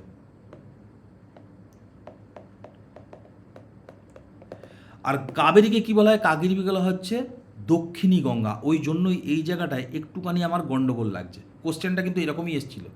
কাবেরীকে বলা হয় তার পবিত্রতার জন্য, ঠিক আছে, আর এইটা হচ্ছে তার বৃহত্তম আকারের জন্য। নেক্সট 83 নাম্বার প্রশ্ন কি বলছে? বিখ্যাত শিব সমুদ্রম জলপ্রপাতটি কোন নদীর উপরে গড়ে উঠেছে? আমি তোমাদের একটা ট্রিক বলি, সেটা কি? সেটা হচ্ছে সর্বদা বলি আমি, মনে রাখতে হচ্ছে প্রথম তিনটে হচ্ছে, আমি তিনটের নাম বলি সবসময়, ঠিক আছে। একটা হচ্ছে কি নাগার্জুন, তারপর হচ্ছে তুঙ্গভদ্রা, শ্রীশাইলাম। এই কটা কি? এই কটা হচ্ছে কৃষ্ণা নদী, ঠিক আছে। আর মেত্তুর, শিব সমুদ্রম, কেআরএস, যেটাকে আমরা কৃষ্ণরাজ সাগর বলি, এটা হচ্ছে কি? এটা হচ্ছে কাবেরী। তাহলে এখানে কে বলেছে? শিব সমুদ্রম, তাহলে কি হচ্ছে? কাবেরী নদী। নেক্সট, গোদাবরী ও কৃষ্ণা নদীর বদ্বীপ অঞ্চলের মধ্যবর্তী স্থানে অন্ধ্রপ্রদেশের কোন বিখ্যাত মিষ্টি জলের হ্রদ দেখতে পাওয়া যায়? এটা কি হবে? এটা হবে কুলেরু। আর পুলিকেট এখানে আছে। পুলিকেট খুব বিখ্যাত, তার কারণ কি? এই যে তামিলনাড়ু এবং অন্ধ্রপ্রদেশ এদের মাঝখানে যে হ্রদটা আছে তার নাম হচ্ছে পুলিকেট হ্রদ। ভারতের একমাত্র অন্তর্বাহিনী নদী লুনি রাজস্থানের আরাবল্লী থেকে উৎপন্ন তো হয়েছে, কিন্তু কোথায় পতিত হয়েছে? এটা কচ্ছের রণ হবে, ঠিক আছে, কচ্ছের রণ, ঠিক আছে। মনে রাখবে এইটা হয় ক আর এইটা হয় খ, ঠিক আছে। খ মানে হচ্ছে খাম্বাত। নেক্সট, মারাঠা বীর শিবাজী মহারাজ কত খ্রিস্টাব্দে রায়গড় দুর্গ আনুষ্ঠানিকভাবে রাজ্যাভিষেক করেছিল? শিবাজীর রাজ্যাভিষেক 1674 সালে। এবং এখানে দেখো 1665 আছে, এখানে কি? পুরন্দরের সন্ধি, মনে রাখবে পুরন্দরের সন্ধি হচ্ছে কত? 1665 সালে। নেক্সট, আমেদাবাদ শহরটি কোন নদীর তীরে অবস্থিত? আমেদাবাদ শহর তোমরা সবাই জানো, সবরমতী, ঠিক আছে। আমি সবসময় বলি, এটা নিয়ে একটা সিনেমাও আছে, সবরমতী বলে একটা সিনেমা আছে, উত্তম কুমারের সিনেমা, যেখানে দেখবে উত্তম কুমার একজন বিজনেস, আমাদের যেমন বাঙালিদের নিয়ে যখন সিনেমা হয় তখন আমরা কী করি? বাঙালিদের নিয়ে যখন সিনেমা হয়, বাঙালিরা সবসময় চেষ্টা করে যে সে চাকরির জন্য ছুটছে, চাকরি। ওখানে দেখবে সিনেমাটা এত সুন্দর, একটা ছেলে, তার বাড়ি হচ্ছে, ওর টাইটেল ফাইটেল সব দেখবে এই গুজরাট এরিয়ায়, এবং দেখবে সে কী করছে, একটা সে মানে ওই সুতো তৈরি, মানে সুতো নিয়ে সে বিভিন্ন মানে জামা কাপড়ের ডিজাইন তৈরি করার চেষ্টা করছে, বিজনেস খাড়া করার চেষ্টা করছে, ঠিক আছে। এই কারণেই তো আমেদাবাদকে কী বলা হয়? ম্যানচেস্টার বলা হয়। ওখানে ওই জামা কাপড় এই সমস্ত শিল্পের জন্য বিখ্যাত। সবরমতী, ওখানে সিনেমাটার নামই ছিল সবরমতী, বুঝলে। এবং আমেদাবাদ শহরকেই দেখিয়েছিল, যেখানে উত্তম কুমার ছিল তার নায়ক। আর এখানে মাহি নদী আছে। মাহি নদী মনে রাখবে, এই যে আমাদের এখানে কর্কটক্রান্তি রেখা গেছে 8টা রাজ্যের উপর দিয়ে, তাই না? গুজরাট, রাজস্থান, মধ্যপ্রদেশ, ছত্তিশগড়, ঝাড়খণ্ড, পশ্চিমবঙ্গ, তারপর হচ্ছে তোমার মিজোরাম, তাই না? তার মধ্যে মাহি নদী হচ্ছে একমাত্র নদী যে হচ্ছে এই কর্কটক্রান্তিকে দুবার ক্রস করেছে, ঠিক আছে। মানে এই কর্কটক্রান্তি এদিকেও মানে এরম ঘুরে এসছে, ঠিক আছে, দুবার ক্রস করেছে। আর তাপ্তি নদী এখানে আছে। তাপ্তি নদীর তীরে হচ্ছে বিখ্যাত একটা শহর আছে। সেই শহরটা কি? তাপ্তি নদীর তীরে হচ্ছে বিখ্যাত শহর হচ্ছে, যেখানে খুব মানে হীরের ব্যবসা হয়, ঠিক আছে, যেটাকে আমরা কি বলি? আচ্ছা, নর্মদা বলে দিই। নর্মদা হচ্ছে জব্বলপুর, ঠিক আছে। আর তাপ্তি নদী কি? তাপ্তি নদী হচ্ছে সুরাট, ঠিক আছে, সুরাট হচ্ছে এখানে। নেক্সট কি? 88 নম্বর প্রশ্ন, কাবেরী নদীর জলবন্টন নিয়ে মূলত দুটি রাজ্যের মধ্যে দীর্ঘদিনের আইনি বিবাদ, মানে মার দাঙ্গা লেগে যাওয়ার তাল, বুঝতে পারলে? এই হচ্ছে কর্ণাটক আর এই নিচে হচ্ছে তামিলনাড়ু। এখান থেকে কাবেরী নদী এই দুটো নদী দিয়েই প্রবাহিত হয়, কর্ণাটক আর তামিলনাড়ু। এবং সুপ্রিম কোর্টের 262 নম্বর আর্টিকেল অনুযায়ী কিন্তু সেই বিচারটা হয়। বলছে 89 আর্টিকেল, চিল্কা হ্রদ ভারতের বৃহত্তম নোনা জলের হ্রদ, ঠিক আছে। এটা হচ্ছে একটা লেগুন। এটি কোন রাজ্যে অবস্থিত? চিল্কা কি বলি আমি, এই হচ্ছে এই যারা হচ্ছে উড়িষ্যায় কোনোদিন জয় জগন্নাথ করতে গেছে আর কি, মানে মানে মানে পুরীর মন্দিরের কাছে, তারা নিশ্চয়ই এটা দেখে এসছে, তাই না? এই জায়গাটায় উড়িষ্যা থাকে, এবং এটাকে যদি জুম করি আমি, জিনিসটা এই রকম দাঁড়ায়, এই রকম একটা হ্রদ, ঠিক আছে। অবশ্যই এখানে কি হচ্ছে? এখানে সমুদ্রের জল ঢুকে এবং এখানে নোনা করে দেয়। এবং উড়িষ্যাতে অবস্থিত, এটা হচ্ছে ভারতবর্ষের প্রথম রামসার সাইট, ঠিক আছে, ভারতবর্ষের প্রথম রামসার সাইট। এখানে অন্ধ্রপ্রদেশ আছে, তোমাদের বললাম পুলিকেট, ঠিক আছে, কোলেরু অন্ধ্রপ্রদেশে। কেরালা আছে, কেরালাদের দুটো খুব বিখ্যাত, একটা হচ্ছে কি? একটা হচ্ছে ভেম্বানাথ, আর একটা হচ্ছে কি? একটা হচ্ছে অষ্টমুদি, ঠিক আছে। এই দুটো মনে রাখবে, কেরালায় খুব ইম্পর্টেন্ট। বলছে ভারতের সর্বোচ্চ জলপ্রপাত কোনটা? ভারতের সর্বোচ্চ জলপ্রপাত হচ্ছে কুঞ্চিকল, ঠিক আছে। এই কুঞ্চিকল হচ্ছে, বলছে কোন রাজ্যে অবস্থিত, ঠিক আছে। একটা কথা বলে দিই, ভারতবর্ষের দেখবে একটা পাবে তুমি কুঞ্চিকল, ঠিক আছে, আরেকটা পাবে হচ্ছে কি? আরেকটা হবে যোগ। এই দুটোই আছে কোথায়? এই দুটোই আছে আমাদের কর্ণাটকে, ঠিক আছে। কিন্তু এই যে কুঞ্চিকল, এর যদি উচ্চতাটা দেখো তাহলে 455 মিটার, আর যদি যোগ যেটাকে আমরা গেরোসাপ্পা বা গেরুসাপ্পাও বলে থাকি, এর উচ্চতা দেখবে 253 মিটারের কাছাকাছি। তারপরেও দেখবে যোগকে অনেক সময় উচ্চতম বলা হয়। তার কারণ কি? তার কারণ কুঞ্চিকলটা হচ্ছে ক্যাসকেডিং, আর যোগটা কিন্তু মানে একসাথে মানে ফল করে, বুঝতে পারলে? সুতরাং যোগটাকে উচ্চতম এই কারণে অনেক সময় বলা হয়। কুঞ্চিকলটা এরকম ক্যাসকেডিং হয়ে আস্তে আস্তে নেমেছে। বলছে 1757 খ্রিস্টাব্দের 23শে জুন ব্রিটিশ ইস্ট ইন্ডিয়া কোম্পানির রবার্ট ক্লাইভের কাছে বাংলার কোন শেষ স্বাধীন নবাব পরাজিত হয়? এই কোশ্চেনটা দেওয়ার উদ্দেশ্য হচ্ছে এটা বেসিক্যালি কোন যুদ্ধের কথা বলছে। 1757 সালের 23শে জুন মানে পলাশির যুদ্ধ। কে হেরেছিল? সিরাজদৌল্লা হেরেছিল। এবং তোমাদের আর একটা কোশ্চেন আসে এখানে যে 9ই ফেব্রুয়ারি 1957 সালে এই সময়টা কি? সেটা হচ্ছে আলীনগরের সন্ধি হয়েছিল। আলীনগর মানে বর্তমান যেটাকে কলকাতা। সিরাজদৌল্লার নাম চেঞ্জ করে বলেছিল আলীনগর। যাই হোক, 92 কী বলছে? বলছে দামোদর নদ কোথা থেকে উৎপন্ন হয়ে হুগলি নদীতে মিশেছে। ঠিক আছে, এটা ছোটনাগপুর মালভূমি থেকে তৈরি হয়েছে এবং তার উপরে তৈরি হয়েছে ডিভিসি, দামোদর ভ্যালি কর্পোরেশন। 1948 সালে তৈরি হয়েছিল। এখানে মহাকাল পর্বত আছে। ঠিক আছে, মহাকাল পর্বত থেকে কোন নদী বেরিয়েছে সেটা তোমরা বলবে, আমি বারবার বলি। ঠিক আছে, নেক্সট কি? নেক্সট হচ্ছে 93, উত্তর পূর্ব ভারতের বৃহত্তম মিষ্টি জলের হ্রদ লোকটাক যেখানে ভাসমান জাতীয় উদ্যান রয়েছে সেটি কোন রাজ্য? প্রথম কথা, এটা হচ্ছে মণিপুর রাজ্যে, 1 নম্বর পয়েন্ট। 2 নম্বর পয়েন্ট, এই যে ভাসমান জাতীয় উদ্যান, পৃথিবীর একমাত্র ন্যাশনাল পার্ক যেটা ভাসমান, সেটার নাম কি? সেটার নাম হচ্ছে কেইবুল লামঝাও। ঠিক আছে, আমি আর ডিটেল লিখছি না। কেইবুল লামঝাও। এখানে সাংঘাই হরিণ দেখতে পাওয়া যায়। ঠিক আছে, সাংঘাই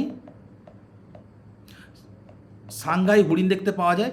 মানে বেসিক্যালি কী হয়, লাফিয়ে লাফিয়ে যেতে হয়, তাই জন্যই সাংঘাই হরিণ ওখানে অবস্থান করছে। বলছে ভারতের জলবায়ু প্রধানত কোন প্রকৃতির? এটা কি হবে? এই তো পশ্চিমবঙ্গ, এখান দিয়ে কি হচ্ছে আমাদের, এই তো ভারতবর্ষ, এখান দিয়ে কি হচ্ছে আমাদের মৌসুমি জলবায়ু ঢুকছে। ঠিক আছে, ক্রান্তীয় মৌসুমি প্রকৃতির। কত তারিখের ঢোকে? 1 জুন ঢোকে। এদিক দিয়ে ঢুকছে, ঢুকে কি হচ্ছে, এই পশ্চিমবঙ্গে বা কলকাতায় আসতে 8 থেকে 15ই জুন লাগছে, তাই না? এইভাবে এটাই হচ্ছে আমাদের, এটা হচ্ছে ভারতবর্ষের প্রধান ফিনান্স মিনিস্টার হচ্ছে এই মৌসুমি জলবায়ু, তাই না? যেটা না হলে কিন্তু আমাদের খাওয়া দাওয়া কিচ্ছু হবে না।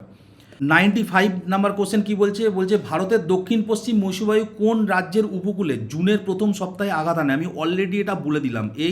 এটা ফার্স্ট হিট করছে কোথায়? 1 জুন তারিখে হিট করছে, এবং সেটা কোথায় হিট করছে? কেরালায় হিট করছে। ঠিক আছে, এটা অনেক সময় রাজ্যর নাম দেয় না। কেরালা তো আমি বলে দিলাম। অনেক সময় এটা কি হয়, মালাবার উপকূল, এই মালাবার উপকূলের নামেও দিয়ে দেয়। আমাদের কিন্তু সেইভাবে জিনিসটা খেলতে হবে। ঠিক আছে, নেক্সট কি? নেক্সট বলছে লর্ড কর্নওয়ালিস কোন খ্রিস্টাব্দে বাংলার রাজস্ব আদায়ের শাসন কাঠামো চিরতরে নির্দিষ্ট করতে চিরস্থায়ী বন্দোবস্ত পাস করে? এটা কত হবে? এটা হবে 1793। ঠিক আছে, 1793-তে কী হয়েছে আমাদের চিরস্থায়ী, যেটাকে সূর্যাস্ত আইনও আমরা বলি। এখানে আছে 1753। কী হচ্ছে? 1773 সাল, সরি একটু তাড়াহুড়ো করার জন্য মাঝে মধ্যে গুলিয়ে যাচ্ছে। 1773 সালে কী আছে? 1774 সালে হচ্ছে রেগুলেটিং অ্যাক্ট, এটা পাস হয়েছিল, এবং তারপরে 1984 সালে সেটাকেই কারেকশন করে এসেছিল কি? পিটস অ্যাক্ট। এবার এখানে 1813 সাল আছে, যেটাকে কী হচ্ছে, সনদ আইন বলে বা চার্টার অ্যাক্ট বলে, তাই না? সনদ আইনে, এই 1813 সালের সনদ আইনে কী হচ্ছে, মনোপলি ধ্বংস করা হয়েছিল। তার সাথে কী করা হয়েছিল? শিক্ষা খাতে 1 লক্ষ টাকা দেওয়া হয়েছিল। তারপর হচ্ছে 1833 সাল, এখানে কী করা হয়েছিল? এখানে করা হয়েছিল শিক্ষা খাতে ওই টাকাটা বাড়িয়ে 10 লক্ষ করে দেওয়া হয়েছিল।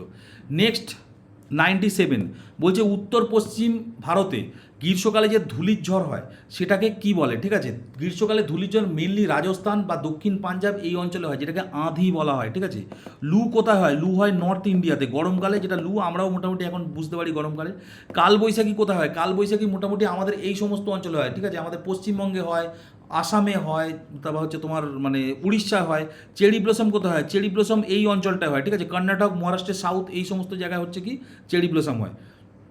নেক্সট, ভারতের কোন স্থানটি বার্ষিক বৃষ্টিপাতের পরিমাণ সবথেকে বেশি এবং যা বিশ্বের আর্দ্রতম স্থান হিসাবে পরিচিত? এটা কি হবে?